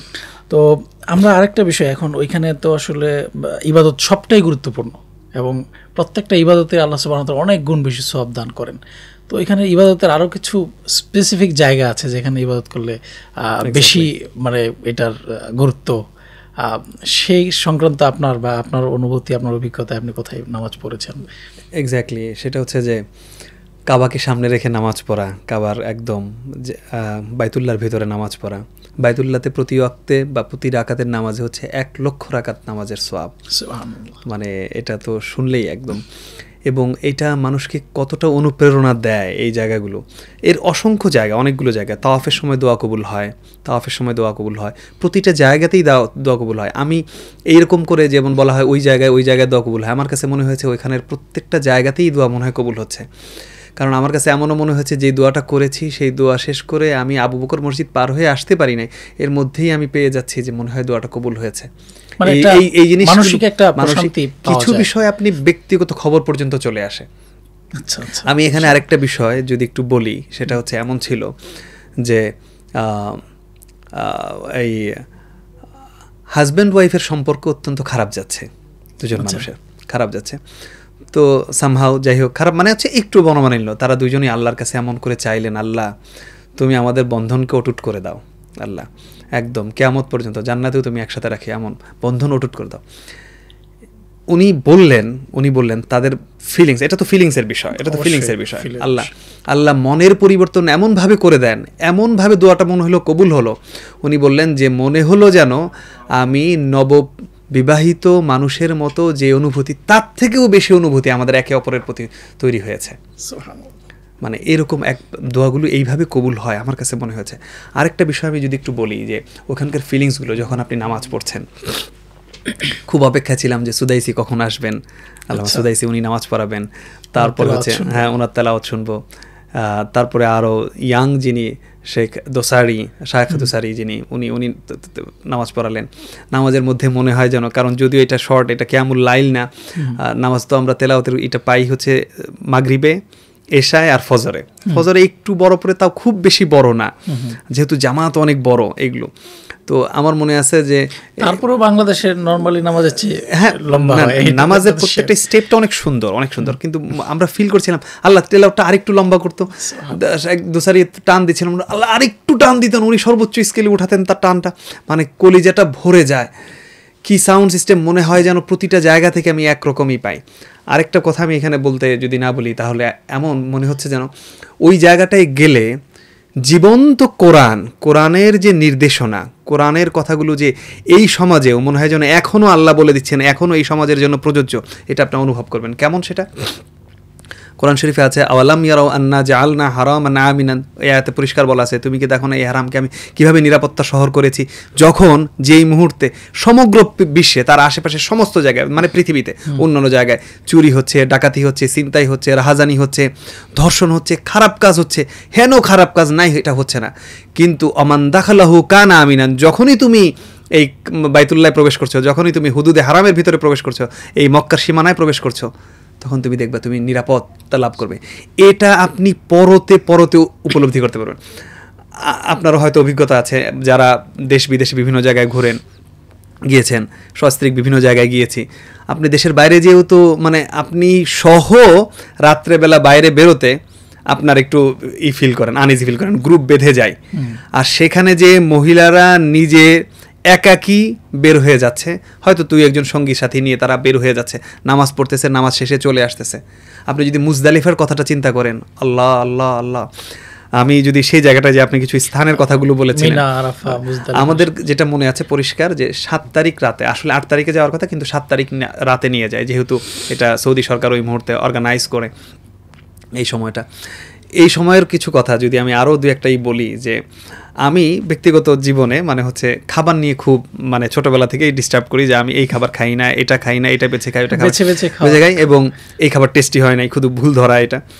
তো এই জন্য সবাই একটু ওয়ারিডও ছিল, আমার চাচি, আমার মা, আমার শাশুড়ি, সবাই, আমার খালারা সবাই, এবং ফোন করে আমার ওয়াইফকে পর্যন্ত এই কথা বলতো, এই তুমি এটা নিয়ে যাও, ওইটা ওই কি মরিচ নিয়ে যাও, এটা নিয়ে যাও, যদি কিছু খেতে না পারেও তাহলে একটু ডিম ভর্তা করে ওরে দিও যেন ও খেতে পারে। এটা বিশ্বাস করুন, ওখানে যাওয়ার পর আমার সমস্ত খাবারই খুব মজা লাগছে। যে মানুষ আমি এই দেশে এই খাবার খাই না, ওই খাবার খাই না, ওইখানে যেয়ে মনে হচ্ছে সমস্ত জিনিস, মানে আমার কাছে মনে হচ্ছে সমস্ত জিনিস সেখানে পজিটিভ হয়ে আসতে শুরু করলো। তারপরেও খুব চিন্তার বিষয় ছিল ওই 5 দিন কি হবে, মানে যেই 5 দিন হচ্ছে আমার হজের 5 দিন, 8, 9, 10, 11, 12, এই যে 5 দিন, কারণ ওই ব্যবস্থাপনাটা তখন সৌদি সরকারের ব্যবস্থাপনা, আমাদের বাংলাদেশি মোয়াল্লিমের ব্যবস্থাপনা, এটা সৌদির ব্যবস্থাপনাতে চলে যাচ্ছে, তখন তাদের খাবার দিবে তারা, এটা নিয়ে একটু টেনশন সবাই। তারপর ওইখানে কীভাবে করবে কাজগুলো, তো আমরা এটাই হলাম, আমাদেরকে 7 তারিখ রাতে নিয়ে গেল, আমাদেরকে বলছিলেন যে আগে রেডি হয়ে থাকবেন, আমরা সন্ধ্যার পরে এশার নামাজ পরেই আমরা রেডি হয়েছিলাম, রাতের দিকে এসে আমাদেরকে নিয়ে গেল, মিনায় নিয়ে গেল।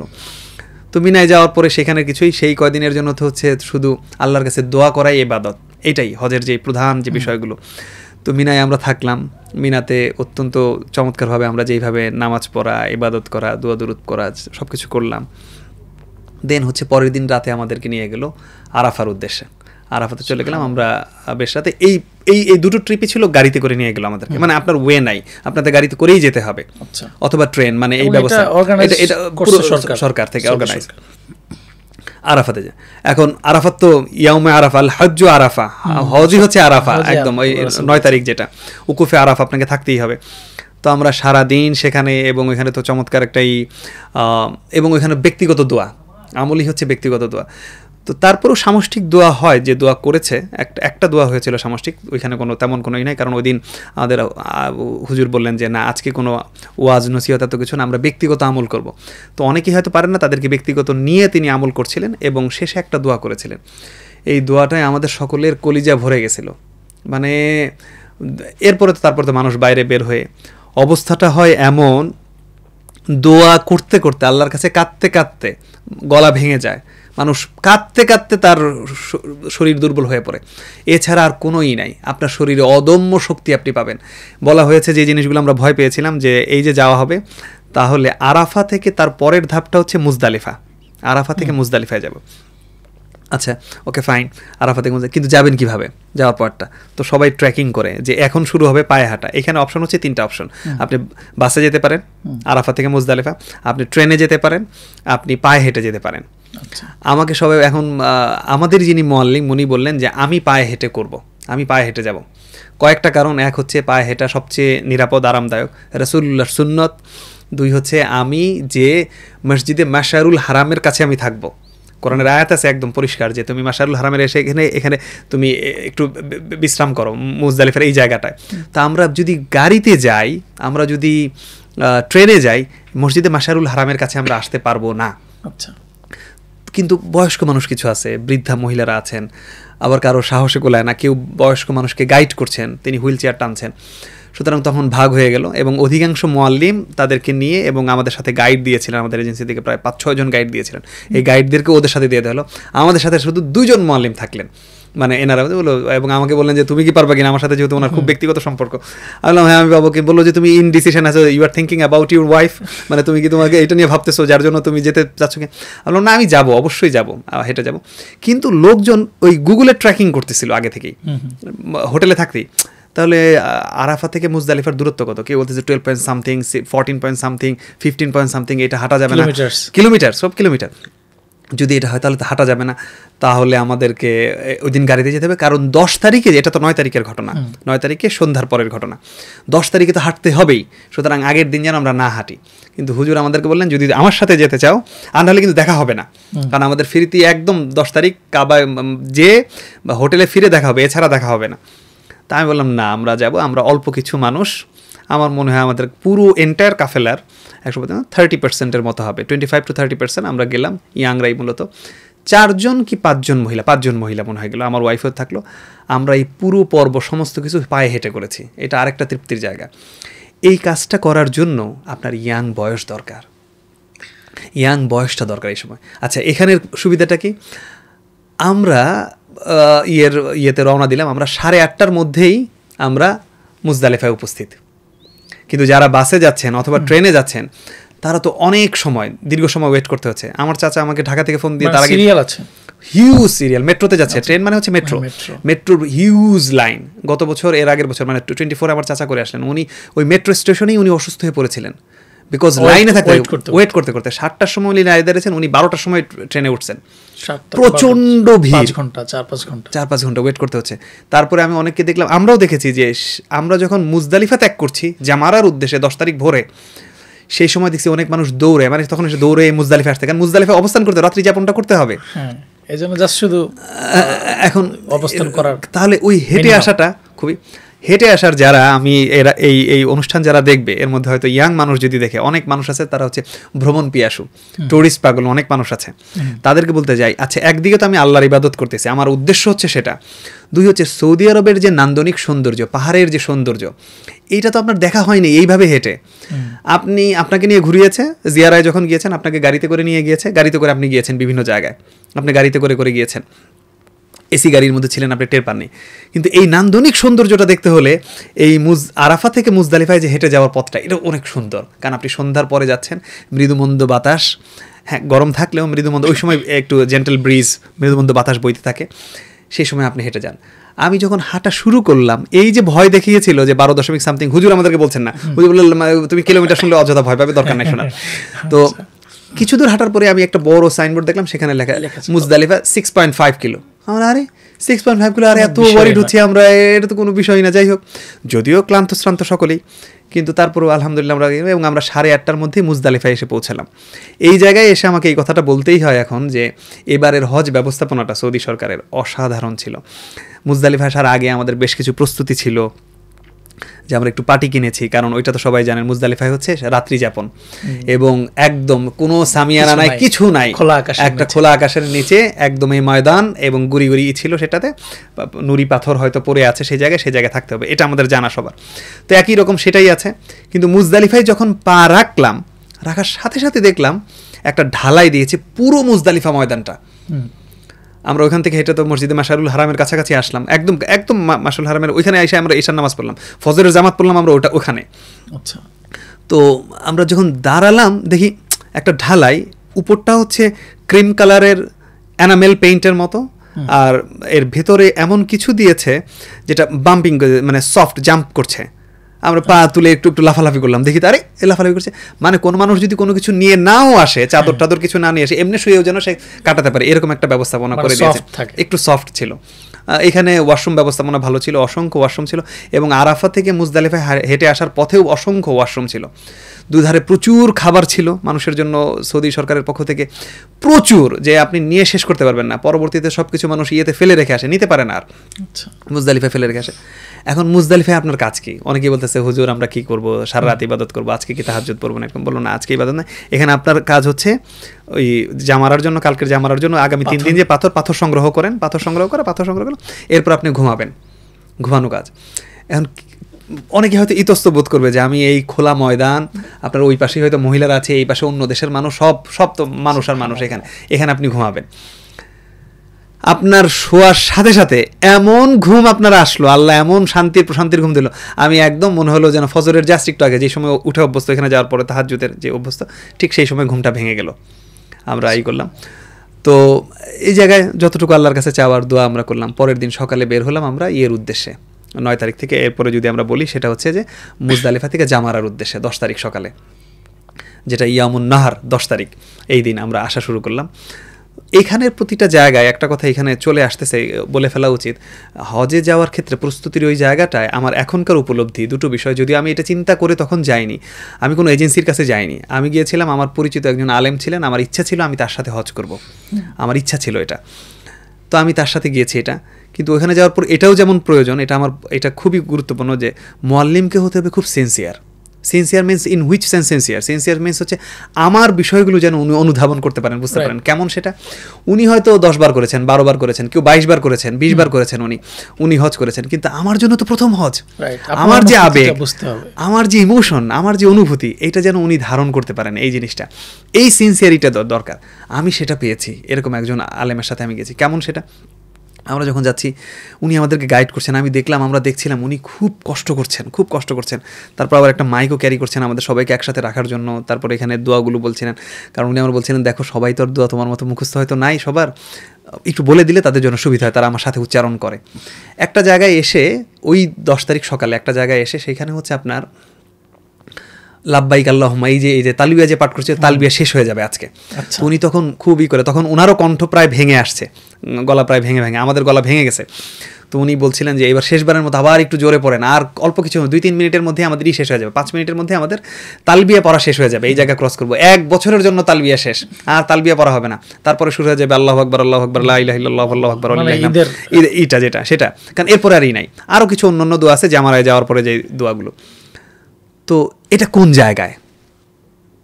এটা তো আমি যে প্রথম গেছি আমি তো জানি না এই সীমারেখাটা, সব জায়গায় তো সবকিছু লেখা নাই যে এখানে আর বুঝারও উপায় নাই, অনেক কিছু আরবিতে লেখা, ইংলিশে লেখা, বা সবসময় দৃষ্টিগোচর হয়ও না। কিন্তু দেখলাম যে ওই জায়গা ক্রস করার পরেও অনেকে দেখি যে তালবিয়া পড়ছে, তখন আমরাই অনেককে মাইকে বলে দিলাম যে ভাই তালবিয়া শেষ হয়ে গেছে, এখন বলেন তাকবীর পড়েন, এটা পড়েন এই জায়গাটায়। তারপরে জামারায় যখন পাথর নিক্ষেপ করতে গেলাম ওই জায়গাটায় আরেকটা দৃশ্য, সেটা এইখানে গেলে আপনি আরেকটা জিনিস পাবেন, সেটা হচ্ছে হুজুর আমাদেরকে কাছাকাছি যাওয়ার পরপরই বললো এই পথ কিন্তু পুরোটা হেঁটে আসা, একদম বেশ লম্বা পথ। তো উনি বললেন যে দেখেন একটু ধৈর্য ধরবেন, ওই শয়তানের কাছে গেলে ঢিলাতে গেলে মানুষ খুব ইমোশনাল হয়ে যায়। এবং আমি সমস্ত মানুষকে আমার আশেপাশে দেখলাম যে বাংলাদেশে মানে পৃথিবীর সব মানুষই তারা একই রকম প্র্যাকটিসিং মুসলিম না, তারপরে হয়তো সে যেই রকমই হোক না কেন, তো ওখানে গেলে তার আবেগ ইমোশন এমনভাবে হয় যে জোশ চলে আসে যে শয়তানকে সে মারছে এটা। তো উনি আমাদেরকে বললেন যে একটু ধৈর্য ধরবেন, যেহেতু এখানে অ্যাক্সিডেন্ট ঘটে, আপনারা একটু ধৈর্য ধরবেন। সেটা হচ্ছে যে আমরা ঘুরে শেষ মাথায় যাব, শেষ প্রান্তে যেয়ে সেখানে একদম খালি পাবো, আপনি দাঁড়িয়ে আরাম করে ঢেল দিতে পারবেন। তার মানে হচ্ছে প্রথমেই সবাই দাঁড়ায় যায়, এখানে প্রথমে 2 সাইডে সবই, এটা একটা লম্বা জায়গা, বেশ বড় জায়গা, এবং এক নিচতলা, দোতলা, 3তলা অনেক বড় জায়গা করে দিয়েছে, খুব একটুই না, যদি ডিসিপ্লিন ওয়েতে যেতে পারে। তো আমার মনে আছে আমরা কজন তার কথা খুব মানে শুনেছি, একদম শান্তি মতো সেই জায়গা থেকে একদম দাঁড়িয়ে, একটুও ভিড় না, একটু চাপাচাপি না সেই জায়গায়। কিন্তু যারা এই কথা শুনে নেয় তারাই ছোটোখাটো দুর্ঘটনার মধ্যে পড়তে নেয়। একজনের কথা আমরা শুনেছিলাম, সে ওই আবেগতাড়িত হয়ে ওইখানেই করতে গিয়েছে, একটু স্প্যাশের মতো হতে নিয়েছে। তবে তারপরেও পর্যাপ্ত পরিমাণে পুলিশ এবং প্রোটোকল থাকে, ওই ধরনের অ্যাক্সিডেন্ট সেখানে ঘটে না। এই জায়গাতেও দোয়া নিয়ে দেখলাম যে আমি যে যদি মুআল্লিম যদি হন, সিনসিয়ার হন, এবং যদি হয়, তাহলে এমন কিছু মানে দোয়াগুলো সবগুলোই যদি উনি একটু স্মরণ করিয়ে দেন, উনি যদি একটু বলেন, তাহলেই হয়, আপনার নিজেরও দিল প্রশান্তি লাভ করবে। আচ্ছা, জামারা থেকে আমরা শেষ করে চলে আসলাম হচ্ছে কাবায় চলে আসলাম। আমরা হোটেলে বিশ্রাম করার জন্য তখন কাজ হচ্ছে কোরবানি করা, তখন হচ্ছে যে কোরবানি করতে হবে, এবং কোরবানি করার আগ পর্যন্ত আপনার হচ্ছে যে মাথা মুন্ডন করা যাবে না কোরবানির খবর না আসা পর্যন্ত। তো এই জায়গাতেও আমি দেখেছি আমাদের মুআল্লিম ছিলেন, অত্যন্ত সিনসিয়ার ছিলেন, উনি নিজেই কোরবানি করেছেন। আমাদের 2জন গিয়েছেন, আমাকে বলেছিলেন তুমি যাবা কিনা, কারণ আমার মনে আছে ওই দিন আমার টোটাল হাঁটার সমস্ত রেকর্ড পুরো মক্কা সফরের পথে, আমার গুগলের পুরোটা রেকর্ড আছে সবগুলো। ওই দিনের হচ্ছে আমি যদি বলি এমন নাহার, ওই দিন 10ই জিলহজ, আমার হাঁটা হচ্ছে আমাদের দুজনের 31 কিলোমিটারের মতো। আমি তো এরপরে তো বলতে পারি, এবং খুব বেশি না, হ্যাঁ এতটুকু হুজুর মাঝে মাঝে বলছিলেন দেখেন যেহেতু বেশি হাঁটা হচ্ছে আপনারা এক কাজ করুন, ওই জায়গাতে ঠান্ডা পানি আছে, যেহেতু মক্কার মদিনায় গেলে আপনি ঠান্ডা পানি পাবেন, কোথাও ঠান্ডা পানি খাওয়া যাবে না, মানে ঠান্ডা পানি খেলে ওই ঠান্ডা আমরা সহ্য করতে পারি না, এটা এত ঠান্ডা, নট কোল্ড লেখা দেখে খেতে হবে পানি, এটাই খেয়েছি। শুধু ওই দিন উনি বললেন ওইটা পায়ে লাগান, খাবেন না, এবং ওইটা দিয়ে অজুও করা যাবে না, অজু করলেও বিপত্তি ঘটে যাবে, মানে ঠান্ডা লেগে যায়, এত ঠান্ডা পানি। তো এই কাজগুলো খুব বেশি হয়নি, একটু শরীর একটু ক্লান্তি আসে, হয়তো আপনার একটু ওই পায়ে একটু ঠোসা পড়ে যায়, কারণ প্রচণ্ড গরম, হিট অ্যালার্ট ছিল, এগুলো ইটস নাথিং, এগুলো একদমই কিছু না। আল্লাহর ঘরে যাওয়া, সেই স্থানগুলোতে ইবাদত করার মধ্যে এই ছোটোখাটো বিষয়, এগুলো একদমই কিছু না এই তুলনায়। আমরা তো হজের জার্নি পুরোপুরি মোটামুটি শেষ দিকে, আপনার কাছ থেকে অভিজ্ঞতাগুলো শুনলাম। এখন এই যে বললেন যে বিভিন্ন বয়সের মানুষ যাচ্ছে, এবং আপনার জায়গা থেকে আমরা যে চিন্তা করি বাংলাদেশের সংস্কৃতি যেটা, যে একবারে বৃদ্ধ বয়সে হজে যাওয়া, রিটায়ারমেন্টের পরে, তারপর হচ্ছে সব কিছু কাজ শেষ করে আপনি কথা প্রসঙ্গে বলছিলেন যে আমার মেয়ের বিয়ে দিয়ে তারপরে ছেলেদের প্রতিষ্ঠিত করে, বিভিন্ন ধরনের চিন্তা মানুষের মধ্যে। তো আসলে ওইখানকার পরিবেশ এবং সব কিছু মিলিয়ে আর সব বাস্তবতা মিলিয়ে তো আসলে বয়সটা আমাদের মনে হয় যে ইয়াং বয়সে যাওয়াটাই একদম পারফেক্ট। ঠিক বলেছেন। আমি এই জায়গাটাই বলি সেটা হচ্ছে যে হজে যাওয়ার উত্তম এইটা, এই যে আমি জার্নিগুলোর কথা বললাম, আমরা যাচ্ছি, এর বেশিরভাগ কাজই হচ্ছে হেঁটে করা। যেই জায়গাটা হাঁটা, যেমন আমাদের সাথে কিছু মানুষ গিয়েছিলেন, তারা আরাফা থেকে মুজদালেফায় গাড়িতে আসছেন অথবা ট্রেনে আসছেন, তারা মানে তারাও ঠিকভাবে করেছেন সব কিছুই, কিন্তু এরপরও তাদের জন্য কষ্ট হয়ে গিয়েছে। এবং তার সাথে কিছু গাইড ছিল, মানে হয়তো তার ছেলে আছে বা মেয়ের জামাই আছে, ওনারা আছেন, তাদের মনের শখ ছিল যে হেঁটে যাবে, কিন্তু মুরব্বির কারণে উনি যেতে পারলেন না, উনি হচ্ছেন স্যাক্রিফাইস করতে হলো। কিন্তু মোদ্দা কথা হচ্ছে, আমরা যখন ফিরে এসে যখন আমাদের সকলের কথাই যখন বলছিলাম কে কীভাবে করলাম, তারা নিজেরাও আফসোস করতেছিলেন যে আহারে কেন কম বয়সে আসিনি। হজ যেহেতু এইটা আল্লাহুম্মা ইন্নী ইউরিদুল হজ্জা ফায়াসসিরহু লি ওয়া তাকাব্বালহু মিন্নী, যে আল্লাহ তুমি আমার জন্য সহজ করে দাও এবং কবুল করো। অন্য কোনো ইবাদতের মধ্যে আল্লাহ তুমি সহজ করে দাও, একটু কষ্টের ইবাদত, হ্যাঁ আল্লাহ সহজ করে দেন, এটা সত্য, কিন্তু এটা পারফেক্টলি করা যায় অল্প ইয়াং বয়সে, এটা বয়স্ক মানুষের জন্য না, বয়স্ক মানুষের জন্য একটু কষ্টকর হয়ে যায়। আবার না মানে সেটা না, অবশ্যই তারা যাবে, কিন্তু হ্যাঁ এই ট্র্যাডিশনটা চেঞ্জও হচ্ছে। আমি আমার প্রথম ট্রেনিং, যেটা সরকারি ট্রেনিংয়ে গিয়েছিলাম, ওদিন আমার মনে আছে হজ মন্ত্রণালয়ের ধর্ম মন্ত্রণালয়ের হজ বিষয়ক যিনি সচিব, উনি বলছিলেন যে আজকালকার সিনারিওটা, এই বছরের সিনারিওটা অত্যন্ত চমৎকার, মাশাআল্লাহ 25 to 30% ইয়াং আসছে। আমি আমার কাফেলার কথা বলতে পারি, আমার মনে আছে যে বাচ্চারা বাদে, কিছু পরিবার তার বাচ্চা নিয়ে গেছে, বাচ্চারা বাদে আমি এবং আমার ওয়াইফ ছিলাম আল্লাহর রহমতে, মনে হয় কম বয়সে আমরা দুজনেই ছিলাম, কিন্তু 50 নিচে, বিলো 50 বা 50 রেঞ্জে 30%-এর মতো মানুষ ছিল। এখন ইয়াং মানুষ যাচ্ছে, তো এটাকে আমি বলি আরও ইয়াং যাওয়া উচিত। ইয়াং মানুষ গেলে এটা ভালো, ইয়াং মানুষ তিনি তৃপ্ত হবেন, তিনি পরিতৃপ্ত হবেন এই হজটা করে। এবং হজ করার উত্তম সময়, মোক্ষম সময়ই হচ্ছে ইয়াং বয়স, কারণ এটার সাথে একটু শারীরিক ইবাদতটাও এটার সাথে জড়িত। আমাদের সমাজে প্রচলিত কিছু মিসকনসেপশন থাকে, বিশেষ করে চিন্তা করে যে আমি একবারে জীবনের সব কাজ শেষ করি তারপরে হজ করতে যাব, আল্লাহ ক্ষমা করবেন। এই ক্ষেত্রে আমি এটা সহ একটু বলে দিই তাহলে, যে মানুষের উদ্দেশ্যে, তাহলে আমি নিয়তটা কখন করব? অনেকে বলে না যে আমাকে নিয়ত করতে হবে, যে আমি এই নিয়তে করব, আমি এটা করব, ওটা করব, নিয়ত কখন করব? তো এই জায়গাটায় আমি বলতে পারি এরকম যে ওই যে নিয়ত করার বিষয়টা হচ্ছে যে কোরআন শরীফে একটা আয়াতই আছে যে আল্লাহ বলছেন, যে সূরা কাহফে বলছেন, ওয়ালা তাকুলান্না লিশাইইন ইন্নী ফাইলুন যালিকা গাদা, তুমি যদি কোনো কিছু কাজ করার নিয়ত করো, ওটা আগামীকাল করো না, আজকেই করতে হবে, তোমাকে আজকেই করো। এইটা পরে ফেলে রাখার বিষয় না, এটা আজকে আপনি নিয়ত করেন এবং ইয়াং বয়সে যান। এখন চিন্তাটা কীভাবে আপনি যেতে পারেন? আপনি ভাবছেন যে আমি এটা হোক, আমার বাচ্চা ছোট আছে, বাচ্চা বড় হবে, ছেলে মেয়ে বড় হবে, বিয়ে শাদী দিব, তো ওই সময়ের মধ্যে তো আপনি বৃদ্ধ হয়ে যাবেন, আপনার যে শারীরিক সক্ষমতার জায়গাটা কমে আসবে, এটা তো একটা বড় বিষয়। অথচ অথবা আমি ছেলের বিয়ে দেব, মেয়ের বিয়ে দেব, ছেলেকে ইউনিভার্সিটিটা শেষ হোক, মেয়ের ইউনিভার্সিটির মেডিকেল পড়াটা শেষ হোক, তারপরে আমি একটা সেটেল ডাউন করি, ওই ফ্ল্যাটের বুকিং শেষ হোক, ওই জমিটা আমার শেষ হোক, তারপরে আমি যাব না, আপনি আগেই যান। এই ক্ষেত্রে আমি একটা উদাহরণ দিতে পারি এরকম, আপনি নিয়তটা করুন, আপনি নিয়তটা করে যান, আপনি হজে যান, দেখবেন আপনার হজটাও হয়ে যাবে, হজে যে আল্লাহর কাছে চান, দোয়া করেন, আপনার হজও হয়ে যাবে, আপনার জমি জমাও হয়ে যাবে, আপনার ফ্ল্যাটও হয়ে যাবে, আপনার সবগুলোই হয়ে যাবে। আর যদি আপনি দেরি করেন, দেরি করে যাওয়া হবে, কিন্তু হজটা পরিপূর্ণভাবে করা হবে না, বা উমরাটা আপনার পরিপূর্ণভাবে করা হবে না। আল্লাহর ঘর এই ইয়াং বয়সে দেখার সুযোগটা থাকবে না। সুতরাং ইয়াং বয়সে হজে যাওয়াটাই সর্বোত্তম আমি মনে করি।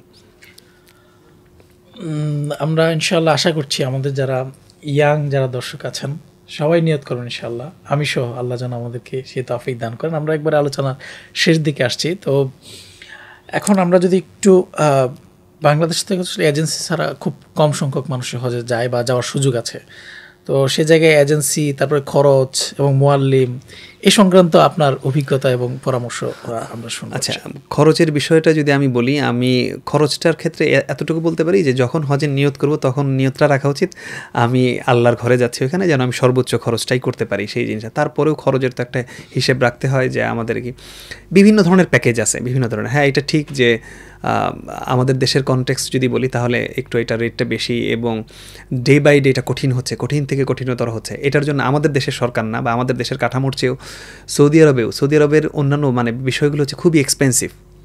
তাদের জীবনযাত্রার মান এই আলোকে সেটা খুবই এক্সপেন্সিভ। এবং তারা এখন মক্কা মদিনায় তো সবই মানে আশেপাশে সমস্ত এইগুলো হচ্ছে 3 স্টার হোটেল বা 3 স্টার 5 স্টার করে ফেলছে তারা। দূর দিয়ে হচ্ছে থাকতে হচ্ছে। তাহলে এখন দূরে থাকলে হচ্ছে হজ করে আবার আপনি প্রশান্তি পাবেন না, কারণ সে নিয়মিত আপনি মদিনায় মানে বাইতুল্লাহ আসতে পারবেন না, হারাম শরীফে নিয়মিত আপনি আসতে পারছেন না, এগুলো একটু কঠিন বিষয়। সুতরাং কাছাকাছি থাকতে হয়। সুতরাং খরচের দিকটা একটুই আছে, তারপরেও বিভিন্ন ধরনের প্যাকেজ আছে, প্যাকেজগুলো দেখা।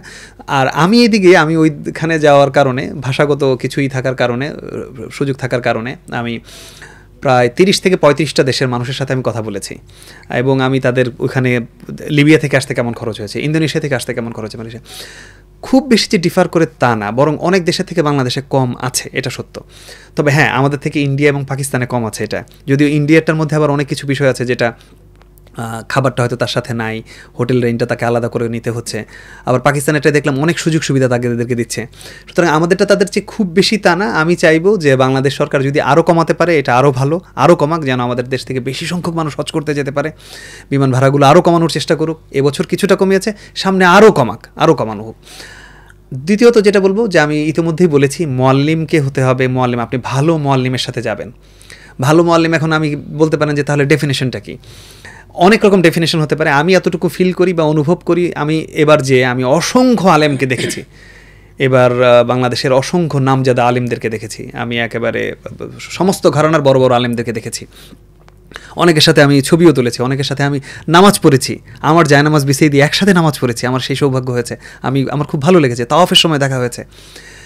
তো আমি মনে করি সবাই বড় আলেম, সবাই ভালো আলেম যারা মুয়াল্লিম হন, কিন্তু হতে হবে মুয়াল্লিম সিনসিয়ার। আমি যে কথাটা ইতিমধ্যেই বলেছি যে আমার হজ, আমার অনুভূতির প্রতি যেন উনি সিনসিয়ার থাকেন। উনি যেন একটু কষ্ট করে আমাদের এই কাজগুলো সঠিকভাবে পালন করানোর জন্য, সহিভাবে পালন করানোর জন্য উনি সর্বোচ্চ চেষ্টাটা করেন। এক। দ্বিতীয়ত হচ্ছে এজেন্সিকে ভালো হতে হবে। কারণ আমি ওখানে দেখেছি অনেককেই যে মক্কায় বসে আছি, মদিনায় হারাম শরীফে বসে আছি, দুই জায়গাতেই কোনো মানুষ এসে কথা বলছেন। একজন জয়পুরহাটের একজন ব্যক্তি এসে আমার সাথে, বৃদ্ধ মানুষ, উনি কথা বললেন যে বাবা কোথায় আছেন? আমি বললাম এই তো পাশেই, এখানে জান্নাতুল বাকির পাশে। এটা মদিনার ঘটনা। তো বললো যে আপনার প্যাকেজ কত? আমি বললাম এই তো এরকম অ্যামাউন্ট। কেন প্যাকেজ কথা কেন জিজ্ঞাসা করছেন এটা? বললো যে বাবা আমার তো এত টাকা নিয়েছে, মানে আমাদের থেকে সামান্য একটু কম, কিন্তু অ্যামাউন্টটা অনেক বড়ই অ্যামাউন্ট। বললো আমাকে রেখেছে ওই জায়গায় রাখছে এত দূরে, আমার তো 20 মিনিট লাগে এখানে হাঁটে আসতে, আমার হাঁটুতে ব্যথা। এবং আমি বললাম তাহলে মক্কায় কেমন ছিল? বললো যে মক্কায় তো আমাদের সাথে আরোই করেছে, কয়দিন এখানে রেখেছে, কয়দিন দূরে রেখেছে। কারণ এখানে এবার যাওয়ার পরে বুঝলাম দুটো ধরনের প্যাকেজ আছে, একটা হচ্ছে পার্মানেন্ট প্যাকেজ, একটা হচ্ছে ফিতরা প্যাকেজ বলে। আচ্ছা।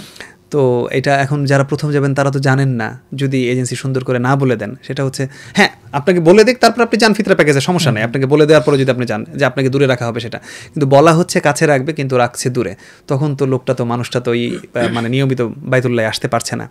সুতরাং এজেন্সিকেও ভালো হতে হবে, এজেন্সিও ভালো এবং সিনসিয়ার এজেন্সি হতে হবে। সিনসিয়ারিটির আরও একটা মাপকাঠি আছে। কেমন? এটা আমার কাছে ওখানে যাওয়ার পরে উপলব্ধি। আমি আমার এজেন্সির মালিককে চিনতামও না। আমি যেদিন টিকা নিতে গিয়েছি, আমার মনে আছে রাজারবাগ পুলিশ লাইন হাসপাতালে টিকা নিতে গিয়ে, তখন উনি বললেন ভাই আপনি আসছেন স্যার, তাহলে একটু আমার অফিসে চলে আসেন, এইখানে আমার অফিস। ওই দিন তার সাথে প্রথম দেখা, অথচ আমি তো টাকা জমা দিচ্ছি। আমি একদিন রিসিভ করি, আমার সাথে মুয়াল্লিমের, যেহেতু মুয়াল্লিম মানে আমার ব্যক্তিগত, উনি যে এরকম মুয়াল্লিমগিরি করেন এটাও আমি জানি না অতটা। আচ্ছা, যাই হোক, উনি যথেষ্ট বিজ্ঞ এবং প্রাজ্ঞ আলেম উনি।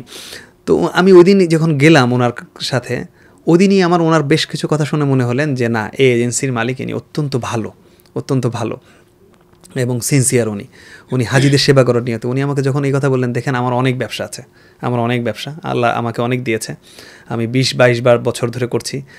আমি অন্য জায়গা থেকে আমি এইটা রাখছি হচ্ছে কয়েকটা নিয়তে। একটা হচ্ছে যে আমি হাজিদের খেদমত করব, হাজিদের খেদমত করা আমার কাজ।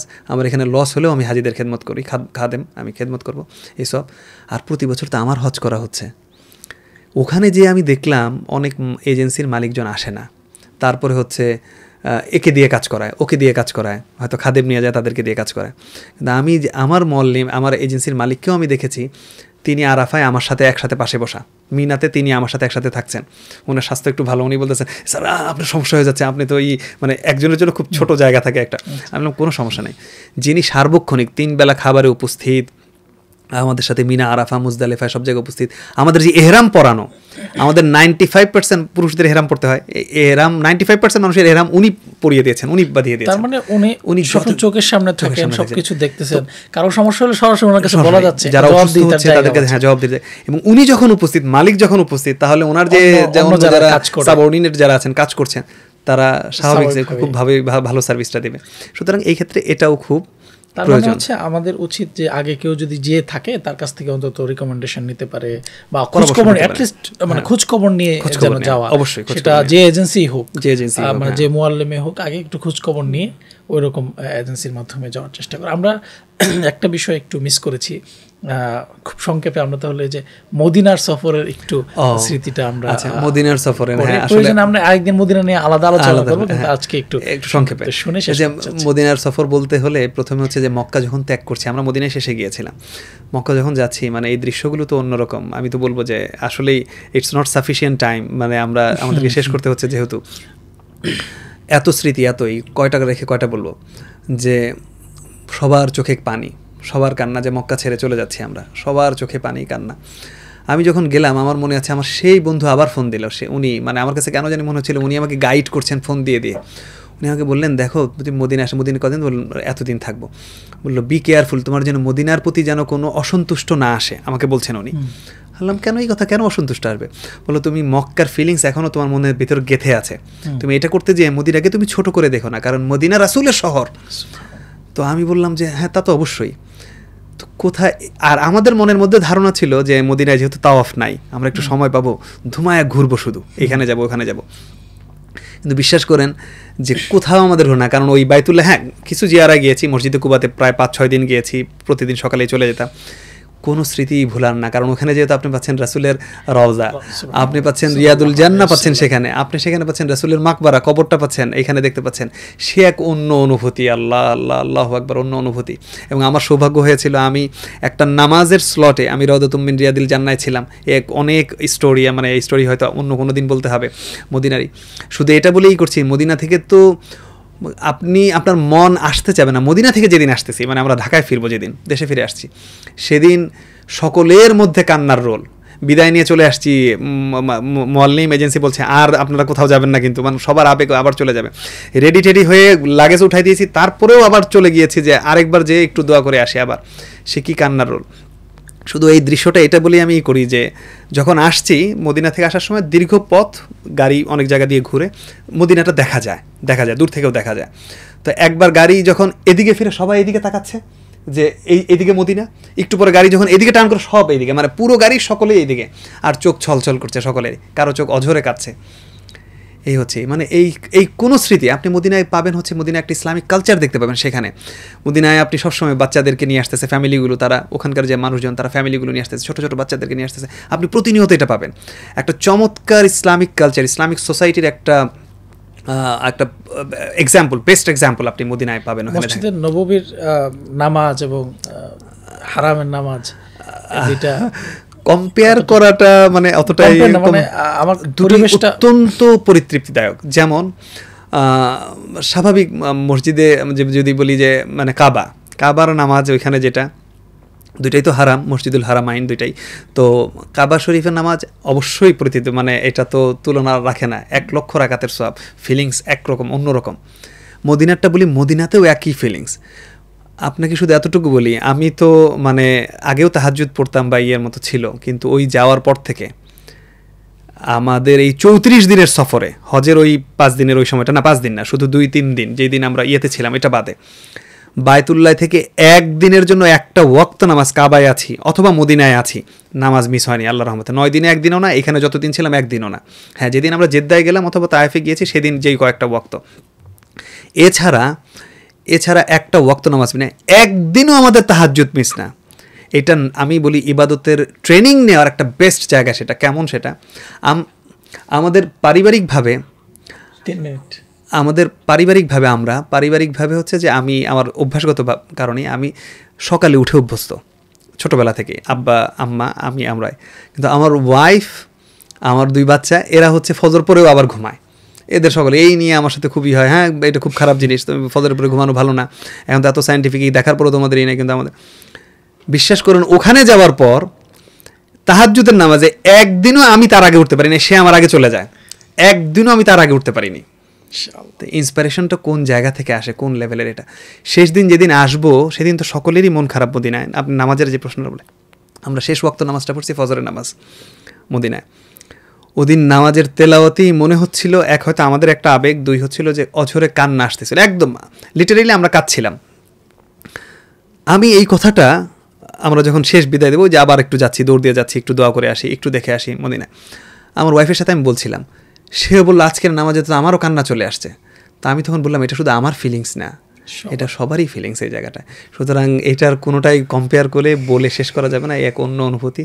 শুধু চাইবো আল্লাহ যেন সকল মানুষকে, আমি এই দোয়া ওইখানেও করেছি, এবং একটা কথা বলে দিই যে যারা যাবেন তাদের সকলকে ইন্সপায়ার করা এবং অনুপ্রেরণা দেওয়া, তারা যেন যায়, সকলে যেন যায়, এবং সকলের জন্য দোয়া করা, আল্লাহ তুমি সকলকে এই তোমার বাইতুল্লাহ আসার তৌফিক দান করো, সকলকে তুমি হজ করার, সকলকে তুমি ওমরা করার তৌফিক দান করো। আমিন। জাযাকাল্লাহ খাইরান স্যার। আমরা মোটামুটি হজের একবারে শুরু থেকে শেষ পর্যন্ত আপনার এক্সপিরিয়েন্স, আসলে সব কিছু তো বর্ণনা করা সম্ভব না, যতটুকু পারা যায় আমরা চেষ্টা করছি আপনার গল্পের মাধ্যমে অন্যরা যেন ইন্সপায়ার্ড হয়। আমরা ইনশাল্লাহ নিজেরাও একটা সওয়াবের অংশীদার হব যদি আমাদের কথার মাধ্যমে কেউ যদি ইন্সপায়ার্ড হয়, হজ করতে যায়, উমরা করতে যায়। তো সুপ্রিয় দর্শক, আমরা অসংখ্য ধন্যবাদ জানাচ্ছি আপনাদেরকে এত লম্বা একটি এপিসোড আমাদের সাথে থাকার জন্য, আমাদের শোনার জন্য। ইনোভা টক্সের আজকের এই হজ এবং উমরা বিষয়ক আমরা যে লাভবাহিক যে অনুষ্ঠান, সেটার সাথে থাকার জন্য ধন্যবাদ জানাচ্ছি, এবং বিশেষ করে স্যারকে ধন্যবাদ জানাচ্ছি। স্যার আমাদেরকে সময় দিয়েছেন এবং তার যে গল্পটা আমাদের শেয়ার করেছেন। ইনশাআল্লাহ আমরা ভবিষ্যতেও স্যারের কাছ থেকে আরও বিভিন্ন টপিকে কথা শুনবো। স্যারের যদি সবশেষ আমার দর্শকদের উদ্দেশ্যে, বিশেষ করে ইয়াং যারা দেখছেন তাদের উদ্দেশ্যে কিছু বলার থাকে অল্প সময়। জি, প্রথমত হচ্ছে যে সর্বশেষ বলতে চাই যে ইনোভা টক্সকেও অসংখ্য ধন্যবাদ এই ধরনের সুন্দর একটি আয়োজন করার জন্য। আমরা সত্যি যেটা সোয়াবের নিয়তে, আল্লাহ যেন আমাদের এই নিয়তটাকে এবং আপনাদের এই নিয়তটাকে কবুল করেন, যে আমাদের এই অনুষ্ঠান দেখেও যদি কিছু মানুষ যদি হজের জন্য যদি এরাদা করেন, সেই সোয়াবটুকু যেন আল্লাহ আমাদেরকে দান করেন। এবং এটাই চাই যে আপনারা সবাই ইয়াং বয়সেই হজের জন্য নিয়ত করেন, ওমরার জন্য নিয়ত করুন, আল্লাহর ঘর বাইতুল্লাহ জিয়ারত করার জন্য নিয়ত করুন, মন থেকে নিয়ত করুন, দিল থেকে নিয়ত করুন, আল্লাহ কবুল করবেন। আপনি যখন নিয়ত করবেন আল্লাহ আপনাকে সেখানে নিবেই, আল্লাহর মেহমান আল্লাহ তাকে নিবেই।